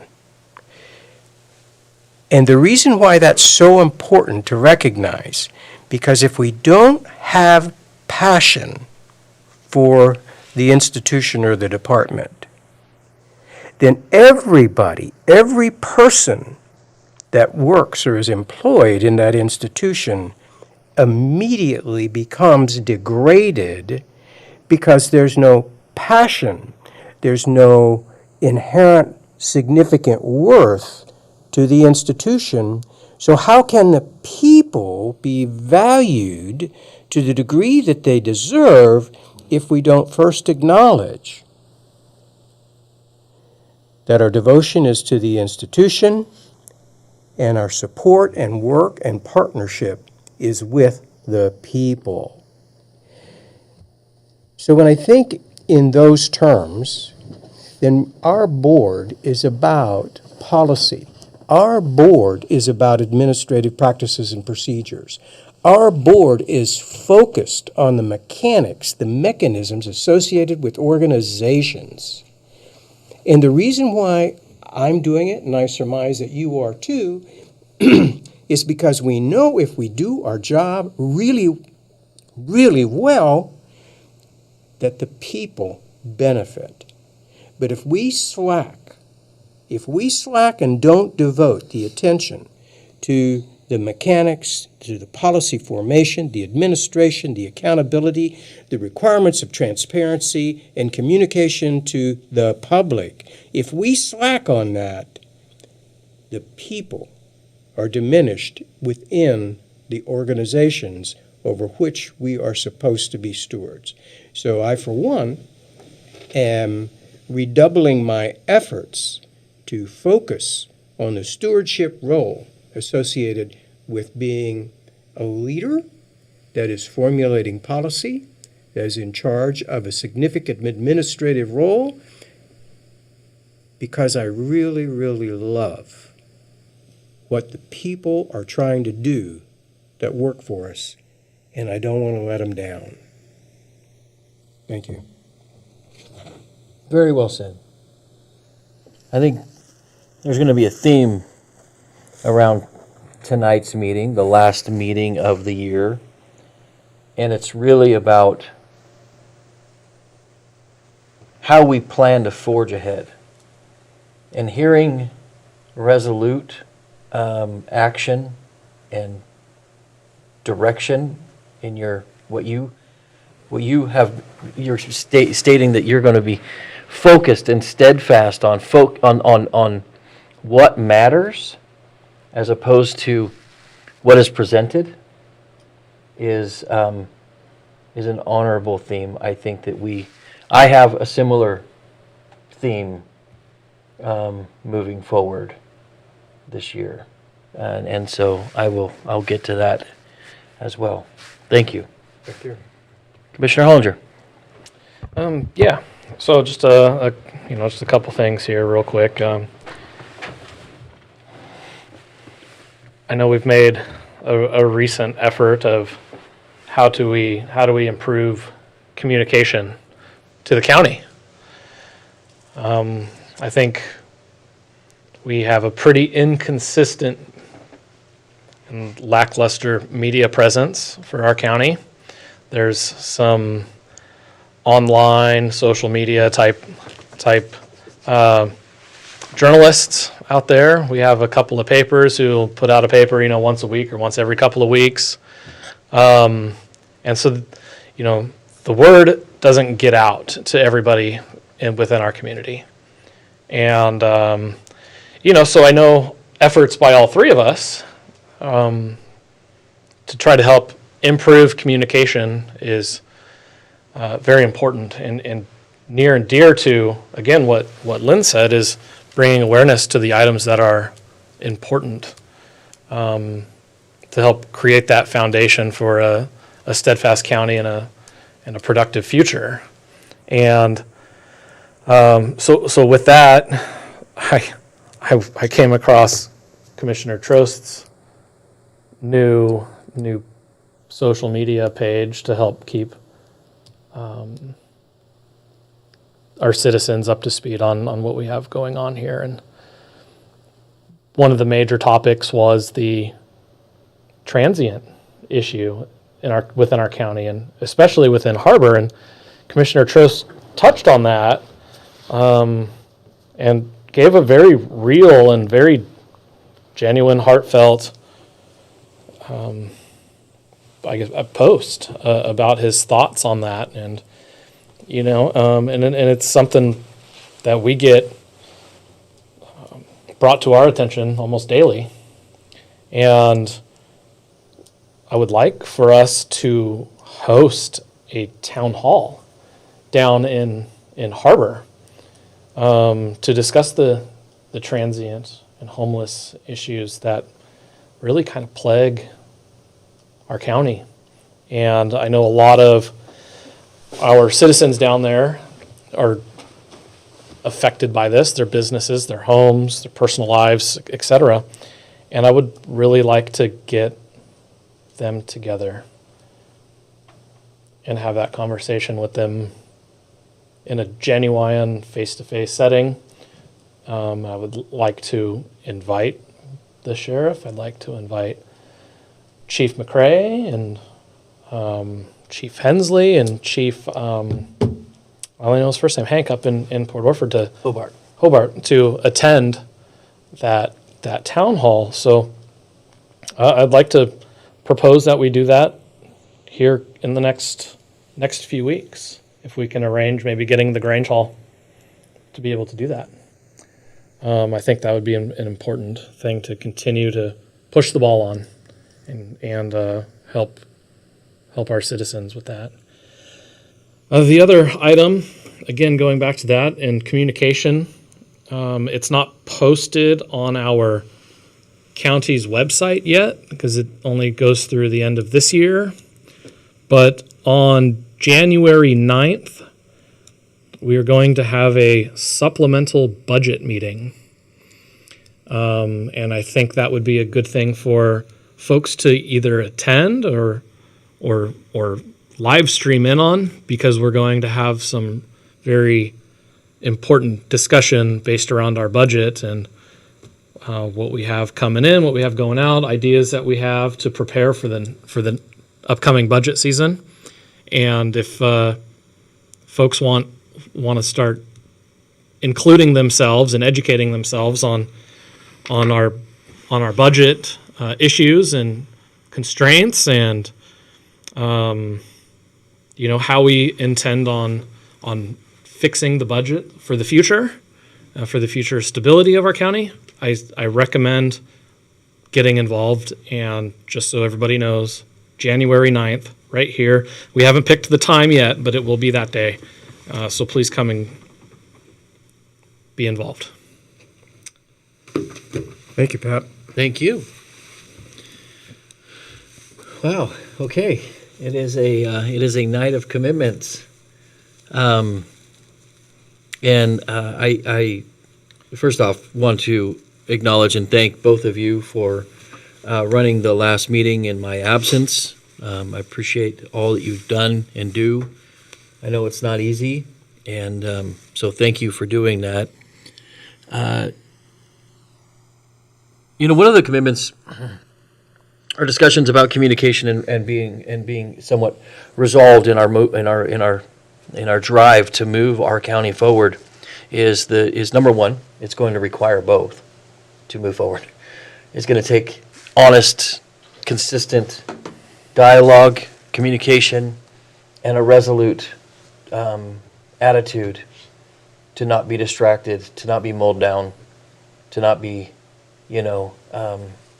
just burdened with other things other than what we are projecting. What we are here to do. And I want to reaffirm my commitment to both of you on that. And one of the things that I need to do a better job of, and I need to own, is the quality of my communication. I think a lot of times I say a lot of things, and I communicate what I feel is an understanding of kind of situations. For instance, how we got to where we are financially. A lot of people don't quite understand how we got to where we are financially. And, I will give it a quick 3-minute synopsis and try to be very concise. And I will follow this up with much more in-depth dialogue, but just so we better understand. But in 2023, when I got here, number one, our books were 2 years in arrears. That was completely unacceptable. And I was trying to wrap my head around how we got to over 150 full-time employees when I left in 2018, we had anywhere between 110 to 115 with no increase in revenue, with no increased revenue. How did we achieve that? And so, in the midst of trying to figure this out, in April, we had a cyber attack that completely derailed all of our momentum going forward in terms of, in that moment, trying to figure these things out. However, when the discussion came to how were we going to pay for this cyber attack, that's when the discussion got renewed. That is when I realized that we had been paying for our jail, we had been paying 100% of our jail costs, $2.3 million, using one-time COVID and LATCF funds, to which the last of were being used to pay for the cyber attack, which is why we prompted an immediate discussion about to move forward with a levy, because this cliff moved much quicker to us than we had anticipated. At the time, I did not quite grasp the severity of our situation, knowing that our patrol was being 100% funded by road funds at the tune of $3.4 million annually, the largest patrol budget in the history of Curry County. At the same time, our jail was being funded by one-time COVID and LATCF funds. We had removed our general fund obligations from both of those entities and put them into the rest of the county organization, thus increasing our staffing from 110 to 115 to over 150. It was a false floor. And the cyber attack just exposed how weak that floor was and how quickly we needed a plan to move forward. We moved forward with the levy. As we all know, it did not pass. Well, there was a misconception because I did not communicate it effectively that it was going to not be a big deal and we would go back to business as usual.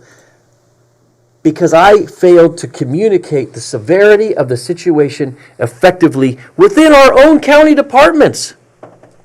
Our own county departments believed that no, we'll go back to what we've always done and we'll just fund it somehow, some way. But we were not capable of doing so. So we had a $2.3 million shortfall in our general fund account to fund the jail.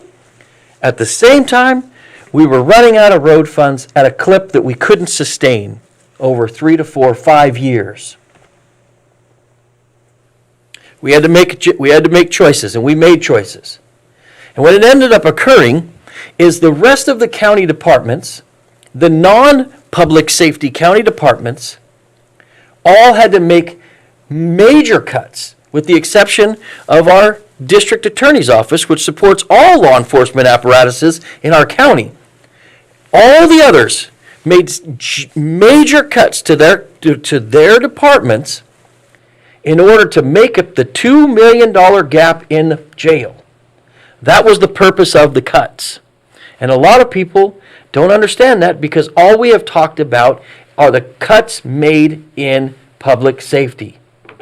But those cuts ran much deeper and much larger in other entities in which we're in charge of.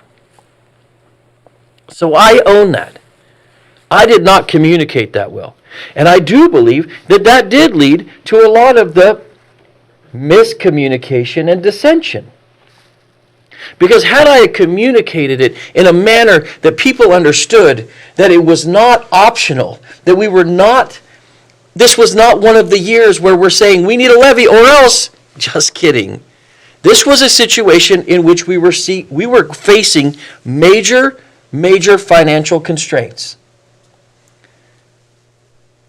And I wanted to take a moment to own that. Because I do believe, had that been communicated clearer, more concise, and with less utterance of maybes, maybe we can do this, or maybe we can figure it out. Number one, the community would have had a much better understanding going into voting for that levy. And number two, our own departments would have had a much greater understanding of the severity of the need, to why we asked, please provide us with an example of what your department is going to look like with a 31% cut. So that our budget committee has a greater understanding of what it is we're going to be looking forward with service delivery. Because we had departments that didn't provide that, refused to provide that. And I can only imagine that it was because I failed to communicate the severity of our circumstances that since have not changed. And so my commitment is to be more concise and resolute in our communication, while still being open to the ideas that are presented in front of us to maybe make change. The other thing that I just talked about recently was the transient issues and the fact that we have 2 force multiplier positions that are budgeted within our sheriff's office to assist not only with transient issues, but also assist road patrol deputies in being more effective in handling higher priority calls, and that is with the civil processor position. So I want to take a moment to take ownership of my lack of communication, because here's my stance on this.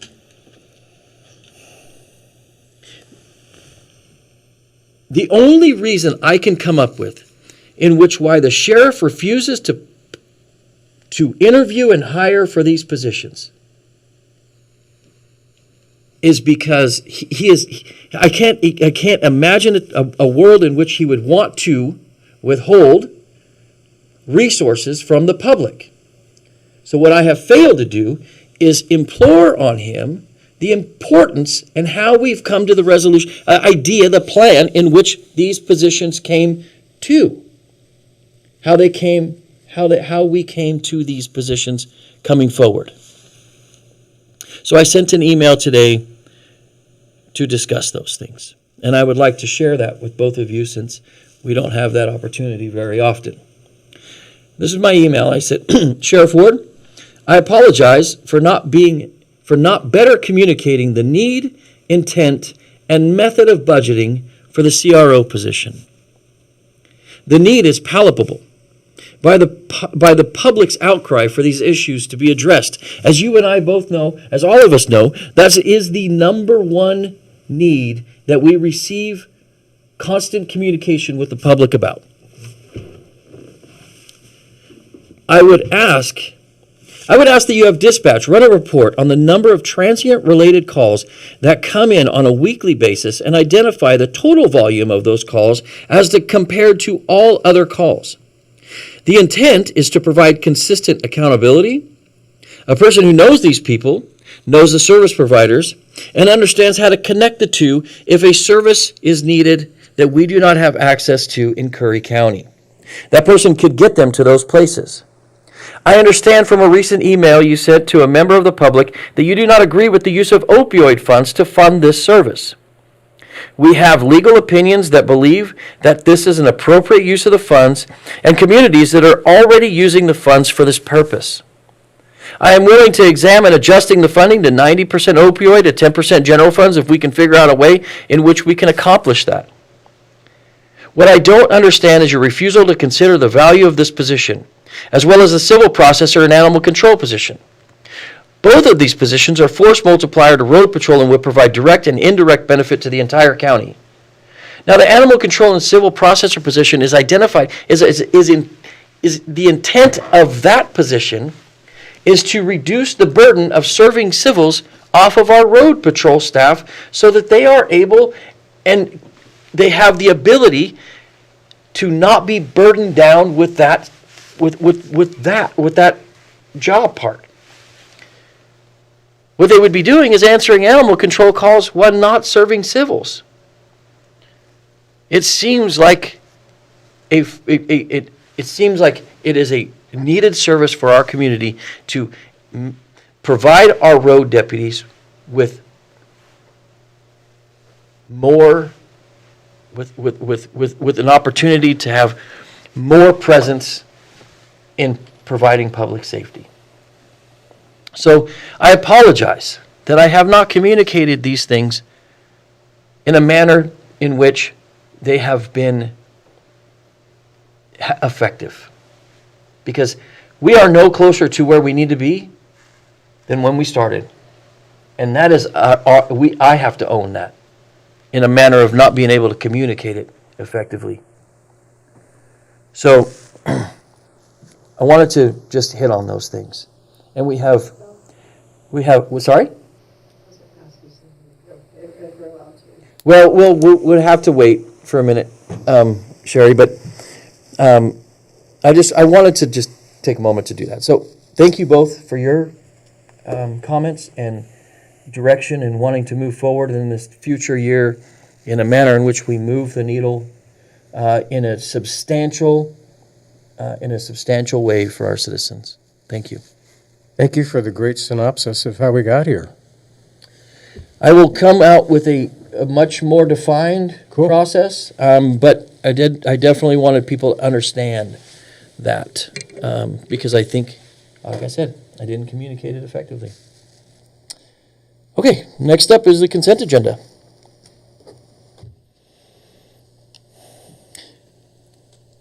I have no changes, no discussion on anything. I'm good to make a motion unless the two of you have. Okay, go ahead. I'll make a motion then to approve the consent agenda. Second. Further discussion? No. I would just like to acknowledge a couple of things. These are important things. The appointment to our compensation board of Walt Keys. We're very excited to have Walt join the compensation committee. And the appointment of Brett Curtis to the Planning Commission. Brett will be an incredible asset to the Planning Commission. So both of those appointments, I'm excited about those appointments. Me too. Yeah. Thank you, guys. Thank you, gentlemen, very much for stepping up. Well, don't leave don't leave out Trista as well for she's going to be transferring from the clerk's office over to our economic development department. So I just have to say that my little slice of office over there is going to Get a little more get a crowded. little bit more fun. And good energy over there between her and Miranda, and so we welcome her back over to this side of the street. We can expect great things out of that corner there with So you. we better. The quality of the people that are in there now, holy moly. All right, well, with that, I will call for the question. Commissioner Coker. Aye. Commissioner Hollinger. Yes. And I as well. Next up, we have a public hearing, and it is to annex the annexation petition into rural fire protection district. This public hearing is before the Board of Commissioners conducted pursuant to ORS 198.857, annexation without election or petition by the landowner. Do I have a motion to open the hearing? I'll make a motion. Second. Hearing that, the hearing, I'll call for the question to open the hearing. Commissioner Coker? Aye. Commissioner Hollinger? Yes. And I as well. The hearing is now open at 8:01. We have one for annexation into Fire Protection District, 25-14. Owner is Meller into the Ophir Fire Protection District. Are any owners here to speak? It does not look at that like to that. Any public comments? No. Can I have a motion to approve BOC annexation 2414? I will make a motion to approve annexation number 25-14. Second. Okay, any further discussion? Hearing none, No. call for the question. Commissioner Coker? Aye. Commissioner Hollinger? Yes. And I as well. The hearing is now closed at 8:01. That was 1 minute public, that was a good hearing. Okay. The next up is discussion action items, and we have, number one is discuss and approve Chief Deputy Tax Collector job description. We have any discussion? No, I really appreciate staff taking the time to help me understand the scoring. So I'm good. Okay. I have no discussion on this at all. I entertain a motion. I will make a motion to approve the Chief Deputy Tax Collector job description as presented. Second. Got a motion and a second. Any further discussion? No. Hearing none, I'll call for the question. Commissioner Coker? Aye. Commissioner Hollinger? Yes. I as well. Discuss and approve the volunteer policy. This is, you know what? I need to get Director of Operations on the phone real quick. I got to go in after that public hearing. My apologies. Hello? Director of Operations, County Council, Ted Fitzgerald. I apologize. I got to go in a little quick after our hearing, and we are currently on the volunteer policy. And so, I just want to give, so I had asked for this to occur. We did not have, we had a volunteer agreement, but we did not have a volunteer policy. And we had a special meeting. We discussed some of this in the special meeting. You have had an opportunity to look over the proposed policy, and is there any discussion? I was very grateful to have the copies of the other counties that served as role models for us. I think that we extracted from the information that was provided and the best-in-class examples of volunteer policies that were evident there, and I like what we've come up with. Well, and I think it's important too that we have a formal policy in place, because I don't think a lot of our volunteers or constituents understand that volunteers, they give a lot of their time and their heart into helping better what they are volunteering in. But a lot of what is not understood is that they're volunteering on behalf of the county, so they are responsible as well to follow our policies and procedures. And if they're not followed, we are exposed to the liability for that. So to all of the department heads and elected officials that do have volunteers, it's very important going forward to make sure that they understand the policy and procedures that they are required to follow in order to be a volunteer, to help, again, protect what we are trying to do and what they're trying to do in helping us from risk and exposure to items that they're involved in. So thank you. And it's a great bit of staff work, too. We had some good support trying to put this together. I really appreciated it. Yeah. Yeah, I like the policy, and I like that, and a lot of this legwork, too, was done by other counties, and so I'm grateful for the opportunity to be able to go through some other county policies as well that have this, and be able to get a lot of wording from them, and then also be able to use that wording as a foundation to better create a foundation for us going forward.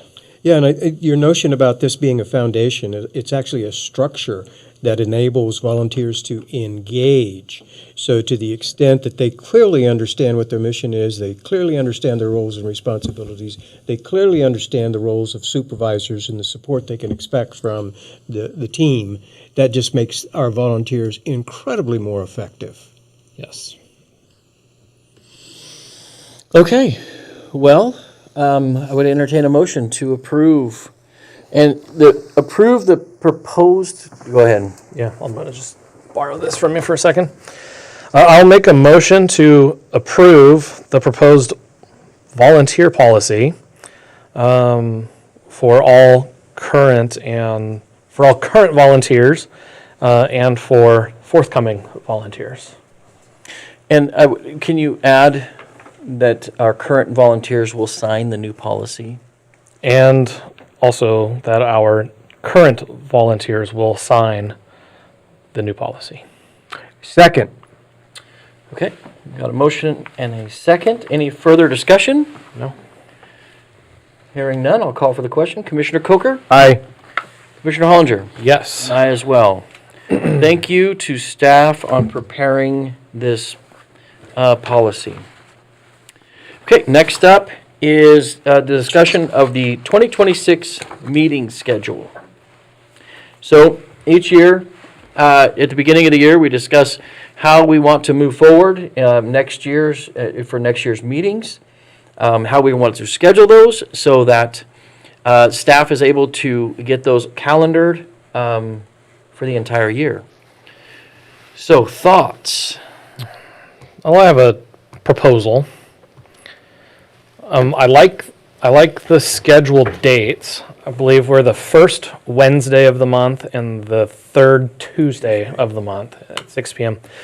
What I would like to propose is doing one business meeting per month on the third Tuesday of the month, and that for the first Wednesday of the month, we do a scheduled workshop of any sort. And I've noticed that over this past year, we do a pretty decent amount of special meetings. But special meetings are as necessary as something urgent comes up, or if something of importance needs to be relayed to the public, we can quickly schedule a special meeting. And honestly, I don't see that slowing down. I still see special meetings as being necessary on a regular basis, which can in turn constitute or substitute for our second business meeting of the month. So that would be my proposal. Okay, so one business meeting, one workshop a month with special meetings as needed. Necessary. Okay, the one thing I would say is that we have an opportunity, because we have a weekly DCO meeting scheduled, to ensure that we maintain constant communication. To me, that's one of the most vital aspects, is because, because we're a board of 3, if we ever become a board of 5, things change a little bit. But having at least the opportunity to discuss items weekly in the DCO meeting, we could schedule a special meeting pre or post those meetings, so we have that. We're already committed to those times. I'm okay with that arrangement. I mean, if it doesn't work out, we can always change it too. Sure. We have that. So one thing that I do like about your idea is it puts us in a position where we need to have more workshops. And I think there's a lot more production occurs in workshops. A lot more problem solving occurs in workshops. So having a scheduled workshop once a month and a scheduled business meeting once a month, it also, now that I think about it, one of the things is preparing the agenda, right? So generally we have up to about a week before the meeting to get all of the information into staff so they can prepare the agenda for the upcoming meeting. Right. Well, when you do that, that means 2 weeks of the month we're not allowed or we aren't capable of putting things together because it's during that dead time when you already have to have it in. So this provides more like 3 weeks of the month to get items onto the agenda that are well thought out, that are well planned, that are well documented. But then we've also had the chance to discuss at DCO meetings. Sure. Or a There'll probably workshop or what have you. There'll probably be less amendments, which really makes Natasha very happy. So I'm okay with it. Commissioner Coburn? I am. I'm fine with it. The only caution that I would raise is that if we find that it is diminishing to the quality of communication to our constituents in some way, that we use that particular piece of feedback as really important. So if there is a reason to change, it will be driven by the fact that our constituents are saying we need more, better communications from you, and maybe we could get that if you had a second BOC meeting. I don't know that it'll be there, but I just want to have my ear to the rail. Yeah, oh yeah. Yeah, well, I think we'll all have our ear to the If that diminishes, then we have to resort. We have to pivot. Sure. Then the other piece that I'd add to it is that if there's an opportunity to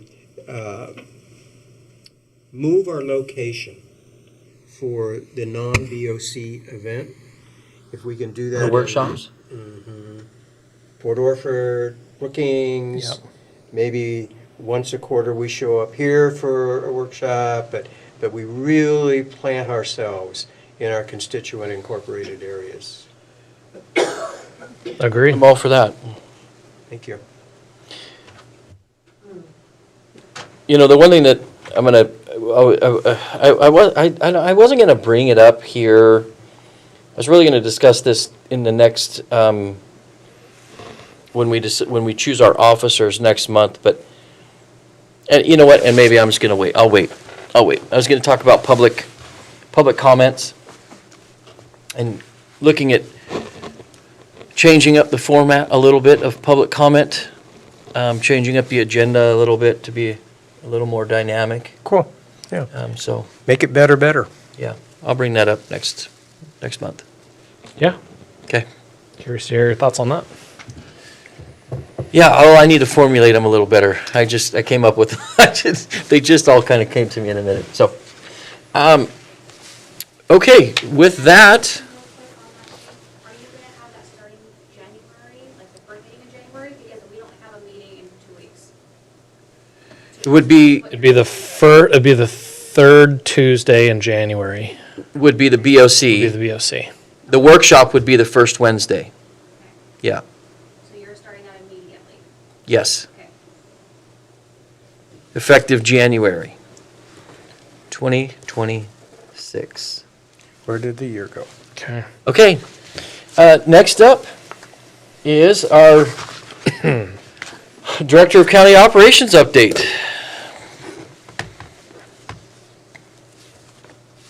Okay, I am here. Let's see. Oh, I just want to start out by I had a couple of things. One, I really appreciated that report by Lieutenant Crone. That was very informative and helpful. I think the public and we learned a lot. I look forward to more of those. That's kind of what I've been looking for anyway. I also wanted to thank you, Commissioner Trost, for not discussing that last issue, just in the interest of time. So appreciate that. As far as my report goes, we're getting ready for some bad weather toward the end of this week, and a reminder that our road department steps up when the rivers and streams flood, trees fall down, and the roads are blocked. It's been an easy fall so far with enough rain to put the forest fires out. Still pretty warm, but looks like winter on the southern Oregon coast is almost here. It kind of feels like it's here right now, actually. We met with Shelley Denny, the county clerk, this afternoon to discuss a new position in her office that should help her deliver both recording and election services more efficiently to the public over the coming year. You may have seen the excellent Facebook post Natasha made about getting the beautiful Christmas tree delivered and set up over the fairgrounds.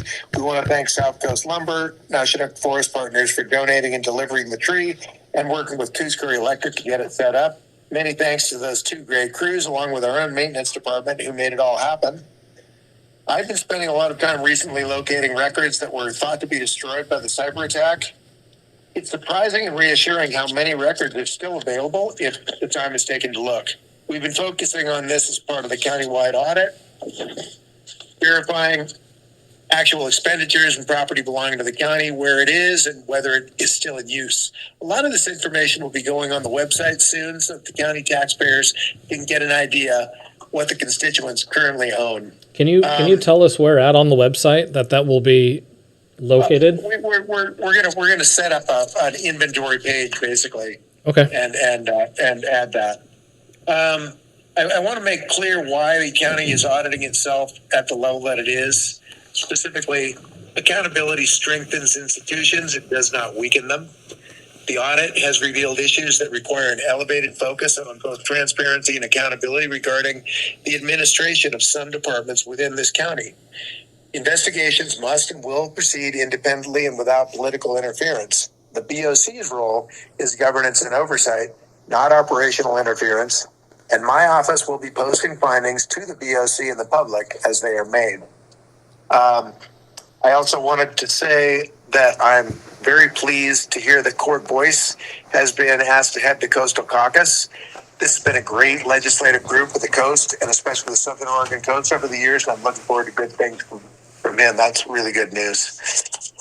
The only other thing that I wanted to clarify, and I think you did earlier, Jay, but in the public comment there was some reference to money being available for road patrol, but I think in not being used for it, the opioid money that's available and usable for the CRO position is not in itself usable for straight road patrol. Am I correct on that? That is correct. Yeah. So I just wanted to clarify that because you know these are complicated issues and perhaps sometimes too complicated for the people that are speaking about them. So I wanted to make sure that we understand that those opioid funds are available for a specific use, and that's what you've been advocating for over a year. So and the money's not usable for a lot of things, but it is for that. So let's hope we can move forward with that. That's all I have. Okay, well, thank you for that update, and really appreciate that, and look forward to having a county citizen accessible area on our websites where they can identify what assets they currently own that we are stewards of, and and how much of it. I mean, that it's really important. A lot of that gets lost. So thank Right. you. Thank you. Okay. Any comments? Thanks, Ted. Appreciate your work and your team's work and all of the department heads as well, and appreciate it. Same here. I did see in Facebook today that there's some photographs of the Euchre Creek repair job up there off the 101. That's a major gold star on our employees in the road department. Really grateful. I'm sure the neighbors are out there as well. And Yeah, I take my hat off the road department. The road department finally got clearance, and when they got the clearance to move forward, they solved the problem immediately. But we were just a lot of roadblocks to get that far, and I'm sorry that it did take as long as it did. Well, if I could just continue here, I think we probably did it at a fraction of the cost that somebody else might have charged for it. Oh yes. And one thing I want to just provide maybe some clarification. I could be wrong, but I want to provide a little bit of clarification. I have been committed to communicating as best as I can. And I want to about your comments about public comment that was made today regarding the hiring of or the outsourcing of some of the public safety to the city of Brookings. I believe that what was being referred to during public comment was one of the initial workshops that we had with the city of Brookings that I will take full ownership of, that I was spearheading, which was a discussion regarding how much it would cost the county to have Brookings supplement patrol in Harbor proper. Harbor's not proper. Harbor doesn't have an incorporated area, but in the Harbor bench area in which we identified a parameters.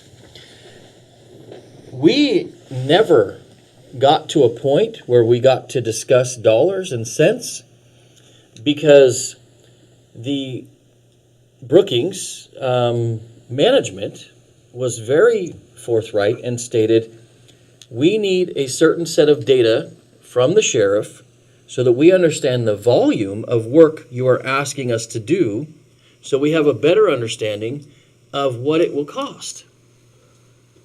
That was the discussion that we had that we didn't get to finish. It did not get to a vote, as was stated earlier, like that it was voted down. It was never voted on. It was dropped because the data that was requested was never provided. And it was decided that they couldn't move forward with the discussion if they don't understand the volume. So I believe that was what was being inferred upon by our earlier public comment.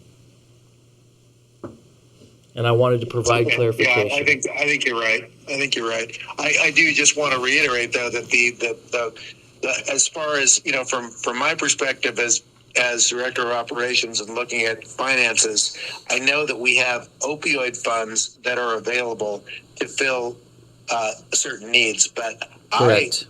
I also was never confident. I didn't know what the scope. I couldn't make a determination regarding the affordability of going forward with patrol in Harbor either, because we don't have that information either. So I don't think we ever really got to a serious level of discussion on that. Well, and so to just further the conversation, just quickly, sorry, I won't belabor too long, but that essentially is what then prompted a continued discussion about the city of Brookings providing a half-time individual who would provide their full-time effort, their full half-time effort, being the community resource officer for Harbor in particular, with the utilization of opioid funds. And that did go to the council meeting, and it was unable to move forward with a 2-2 vote with one who abstained.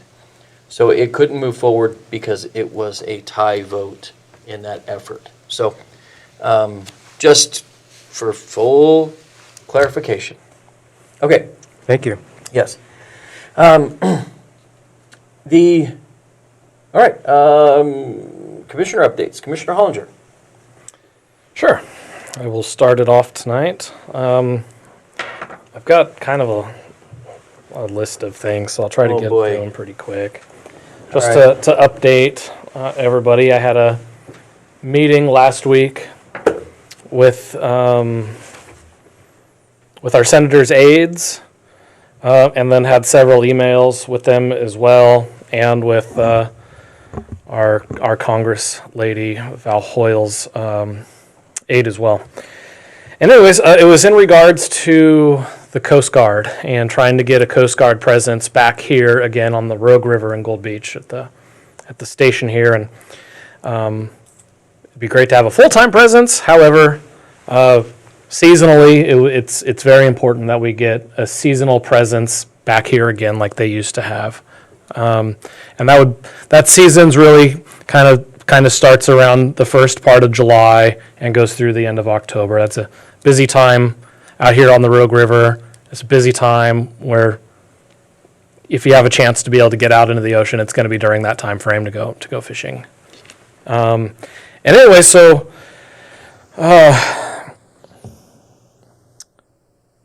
we talked about several different items. One of them being issues with the Army Corps of Engineers and their dredging operations here.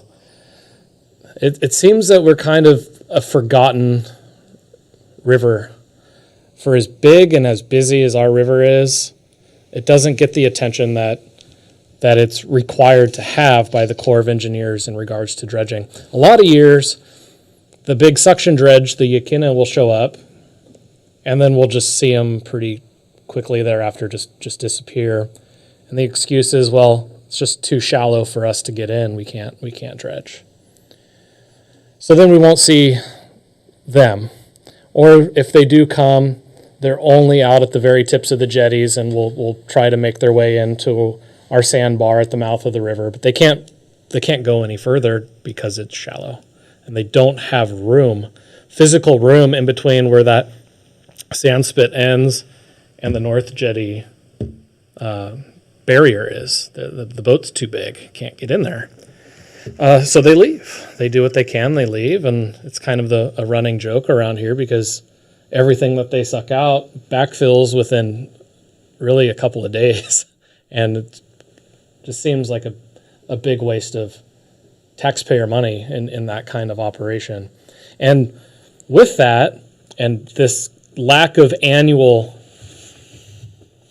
dredging, our river has greatly backed up with gravels, and it's changed the entire dynamic of our lower river drastically.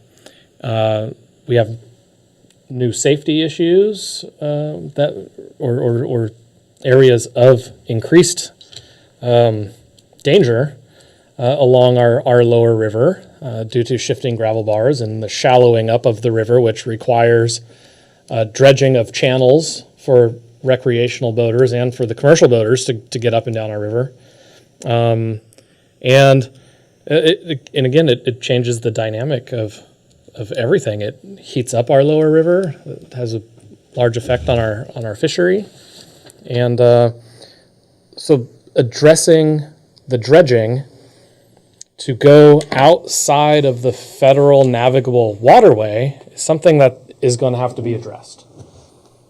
They're going to have to get a clamshell dredge in with their barges, and they're going to have to spend a considerable millions and millions of dollars and commit to coming annually with that in order to get the river to keep flushing itself the way it's supposed to. What the Coast Guard, as well as the senators, didn't understand either was there's a new gravel bar that is cutting off access to where the Coast Guard would moor their boats and have their docks. Well, that gravel bar is outside of the federal navigable channel in the lower river. So the Army Corps of Engineers isn't going to go dig that out. So being able to get that on their radar, to have those conversations at the federal level with the Army Corps of Engineers and the Coast Guard to be able to coordinate a pretty large scale dredging operation to happen to get their boats in here is needed. But we also discussed with them as well that in the short term, the Port of Gold Beach will moor their boat and keep it in the water for quick access for rescues and checks and everything on the water. Another item that plays a big part of this too is Gold Beach does not have a Jet A fuel tank at our airport.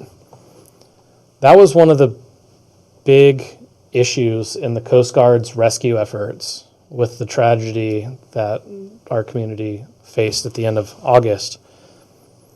By the time it takes the Coast Guard to get down here with their helicopter from North Bend, they have a very short period of time to cover ground before they need to refuel. And they landed in Gold Beach hoping to refuel, and there's no Jet A for them to refuel. Brookings has Jet A, but they were so fogged in that the Coast Guard couldn't get in there. So they would have to then fly all the way back to North Bend to refuel, but at that point, they didn't even have enough fuel to get back to North Bend to refuel. The next morning, they got into Brookings to refuel to continue their efforts, which they called off soon after. There's a grant we're going to apply for through the Port of Gold Beach, and the grant becomes available to apply for in January, and it's a grant through ODOT. It's they have $75 million worth of funding to be able to be applied for, and it's good for marine, air, and railroad related transportation activities. So we're going to, through the Port of Gold Beach, we're going to apply for a grant to get a brand new Jet A fuel tank, which is needed. And we have kind of a verbal agreement at this point with several of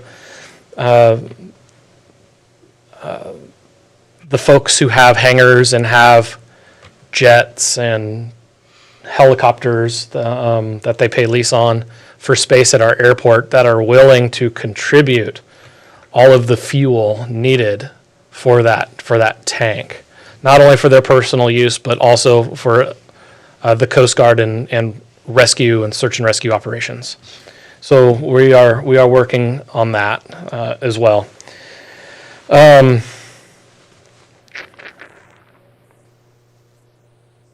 Here's kind of the time frame. While I had the meeting with the senator's aides last week, literally during that meeting, an email came through to them from the Coast Guard. They had a meeting scheduled, and they changed that to be able to provide a time frame for them to be able to put everything in writing to the senators, all of their questions, all of the time frames, all of their surveying and risk assessments that are being requested to kind of bring a full picture to why they're not there and why we need them back. So it's quite a large undertaking that is at the federal level right now. They are hoping that by the end of this year, they receive a response, a formal response from the Coast Guard. And the plan is, if we do not receive a response from them, I want to say by the middle of by the middle of January, it's going to get a very large media presence by the senators and their aides and our congresspeople and from us in order to put a greater pressure on the federal administration and the Coast Guard to be able to get the awareness that we need and get the Coast Guard back here seasonally. So it is in motion. It's all hands on deck. We have tons of the right people advocating for us at the right levels and in the right positions, and I'm very grateful for that, because that's a big undertaking in itself, just to be able to educate everybody on our unique river and situation and safety concerns that we have being in such a remote area to all of these life safety resources. So that's my update on that. Could I just interject, Pat, to your point? First of all, thank you very much for advancing this effort. But also, I recognize that much of your passion is tied to the fact that to get here, it cost 2 lives. People that you knew, you respected, you cared about, as did hundreds of other people in this community. And so that multiplies my gratitude to you for knuckling under and sticking with a very, very complex matter. If it was going to be easy, it would have been done a long time ago. Yeah, thank you. Thank you. And unfortunately, this tragedy happened, but hopefully we can make some good of this tragedy going forward. Good plan. So I'll move on to my next item is on Thursday morning, Director of Operations Ted and myself have a meeting with our federal DC lobbyist, Ray Bushager, and his team. And they're starting to put their plans together for the 26 and 27 years appropriations planning for funding for our county.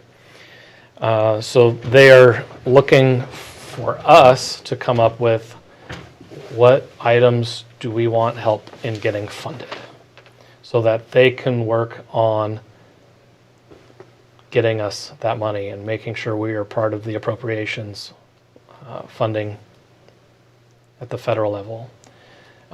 So I've got a few things that I plan to discuss, and I know Ted does as well.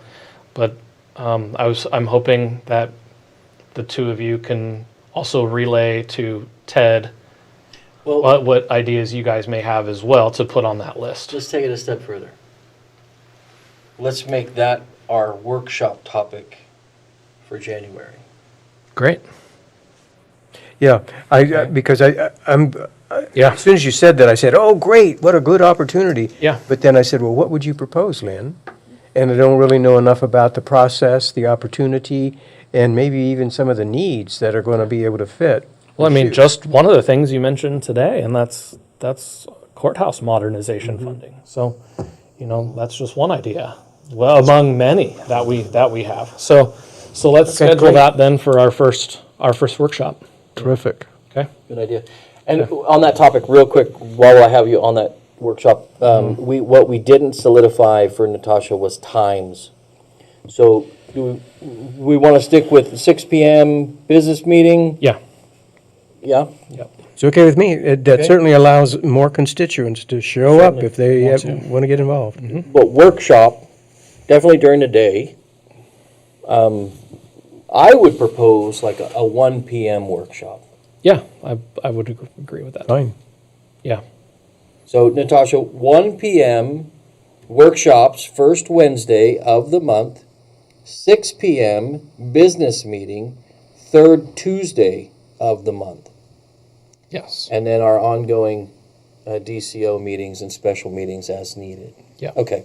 Yep. Sorry, while that was, I realized we didn't clarify that portion of that. So, and I'm glad we have a topic now. Yeah.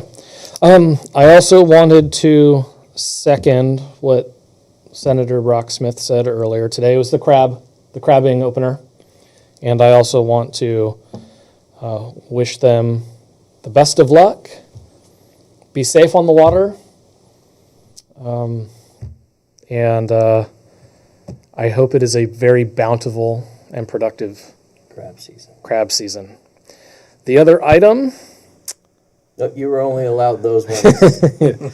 Well, if I don't mention this one, I will very much get in trouble. So this Friday, Saturday, and Sunday, the Oregon Coast Dance Company down in Brookings. They are having their Bah Humbug Brookings dance performance. Yes, my daughter will be in it. And they have worked their butts off. And so that folks understand as well, it's a newer dance company down in Brookings Harbor. Yeah. And they have their vision of growing that center that they've developed into a place for the youth to come, not only for tumbling and ballet and various sorts of dance classes, but they're looking at expanding it for other youth programs as well, like acting and getting in some other local performances.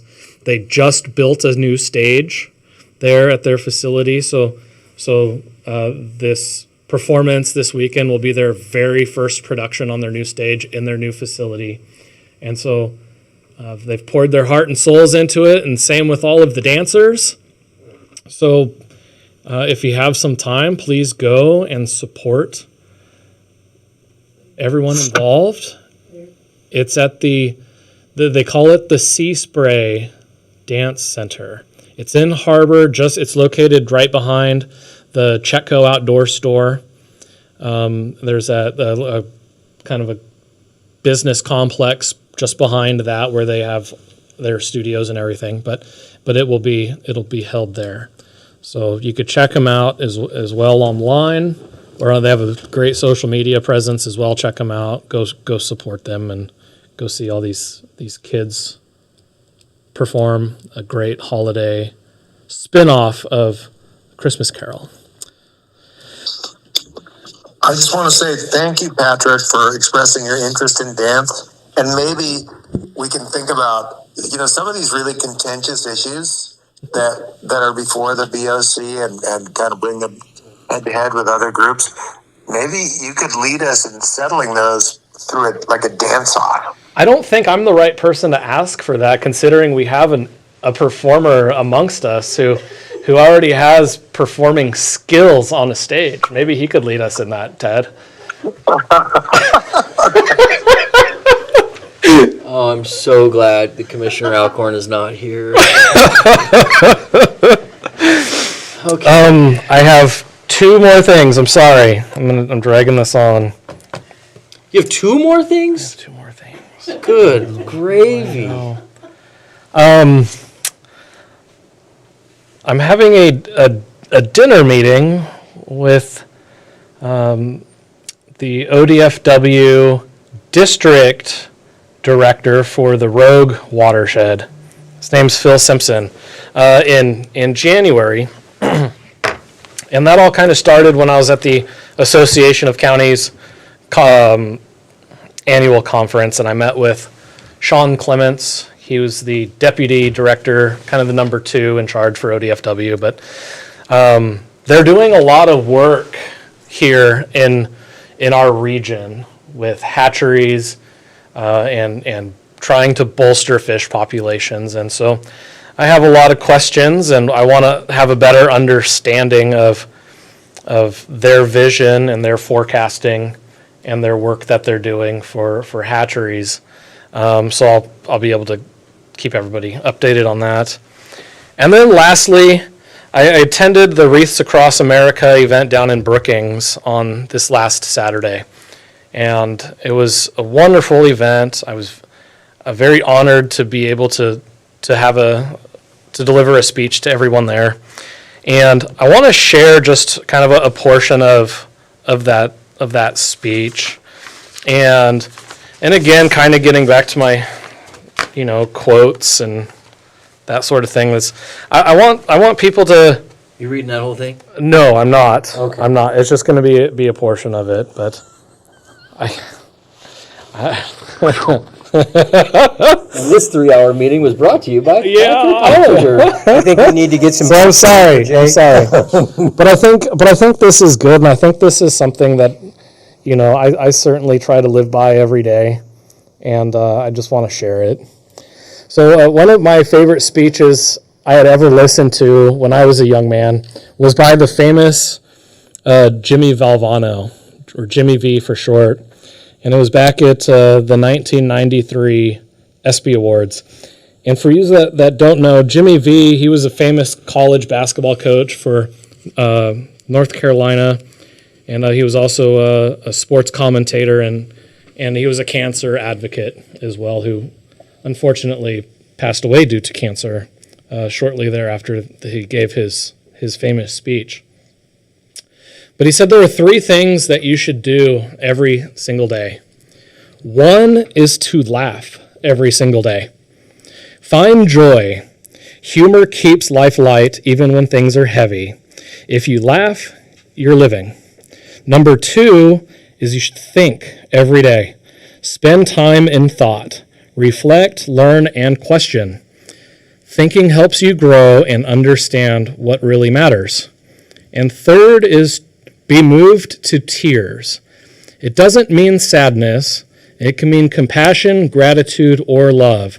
If something moves you deeply, you're truly alive. So if you laugh, you think, and you cry, that's a full day. And I will end with that. Thank you for putting up with me. Thank you. Thanks. Hard to give you a hard time after a Jimmy V's quote. So I have to go to Commissioner Coker. Thank you very much, Pat and Jay. And he's got a stack of stuff. Sit down, folks. Oh, no. Well, Ted, I could these are mostly just about you. Great. Hey, does anybody mind if I Jump off. recite a Alfred Lord Tennyson poem?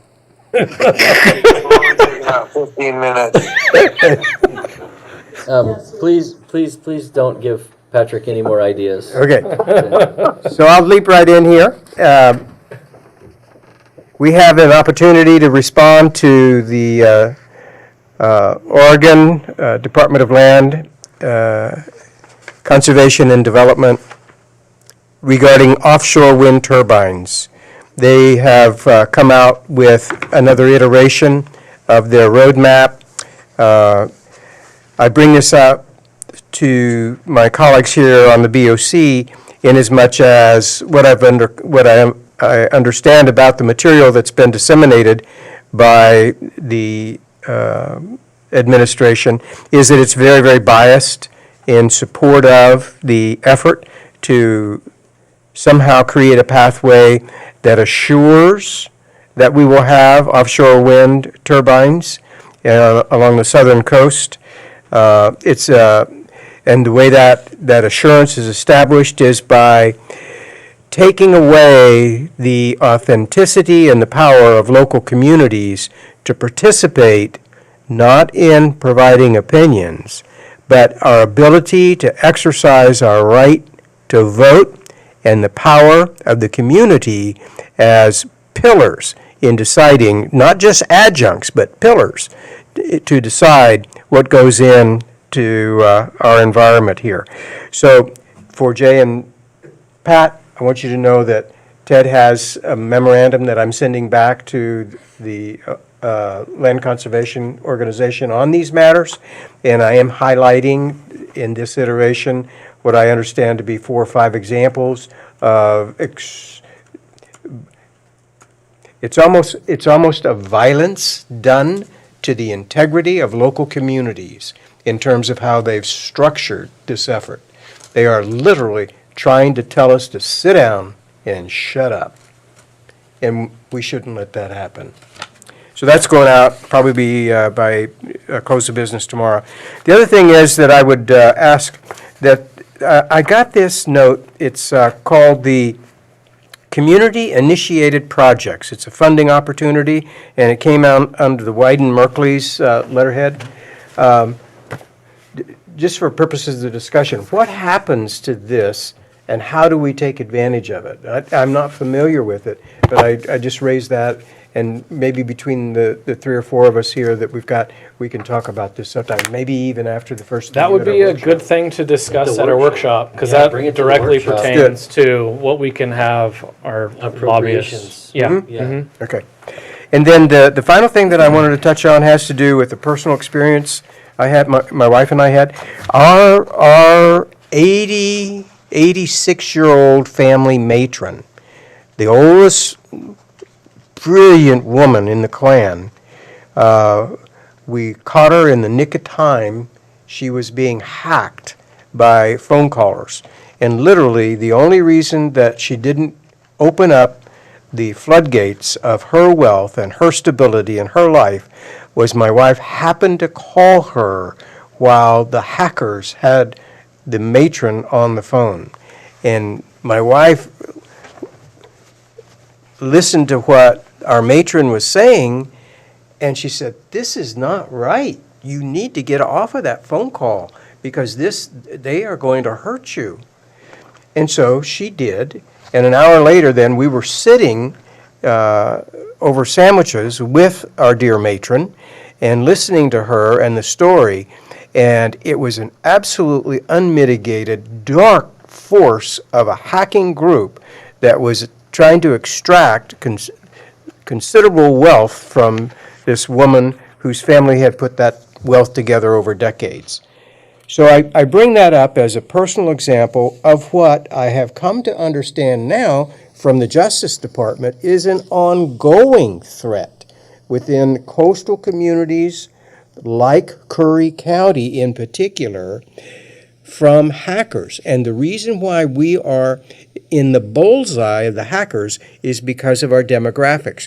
We have a lot of old people, some of them even, if you can imagine this, older than me, that have great wealth, and they sometimes become easy targets for skilled thieves. So I'm encouraging people to reach out to the Department of Justice, stay close to the websites relative to hacking. The Department of Justice has this information available for everybody. Just don't let it get swept under the carpet by those who are vulnerable to these actions. Thank you very much. Okay. Well, we're going to do the Jimmy V. We're going to do the Jimmy V full living. So we had a little chuckle, right? We've had a lot of thought. Yep. And I have a stack of stuff to go through, so now we get to cry. Okay? That'll make a full day. Yes, exactly. No, I'm just kidding. I did have a couple of things, but I'm going to save them for later, as they are not wildly pressing matters. So, if there is nothing further, thank you for the dialogue, the discussion, the resolution, the fortitude in moving into the future in this next year of how things are going to progress and be determined in terms of moving the needle in a progressive manner. So thank you for that. I think we'll have a lot of movement this next year. I'm really looking forward big year. I do too.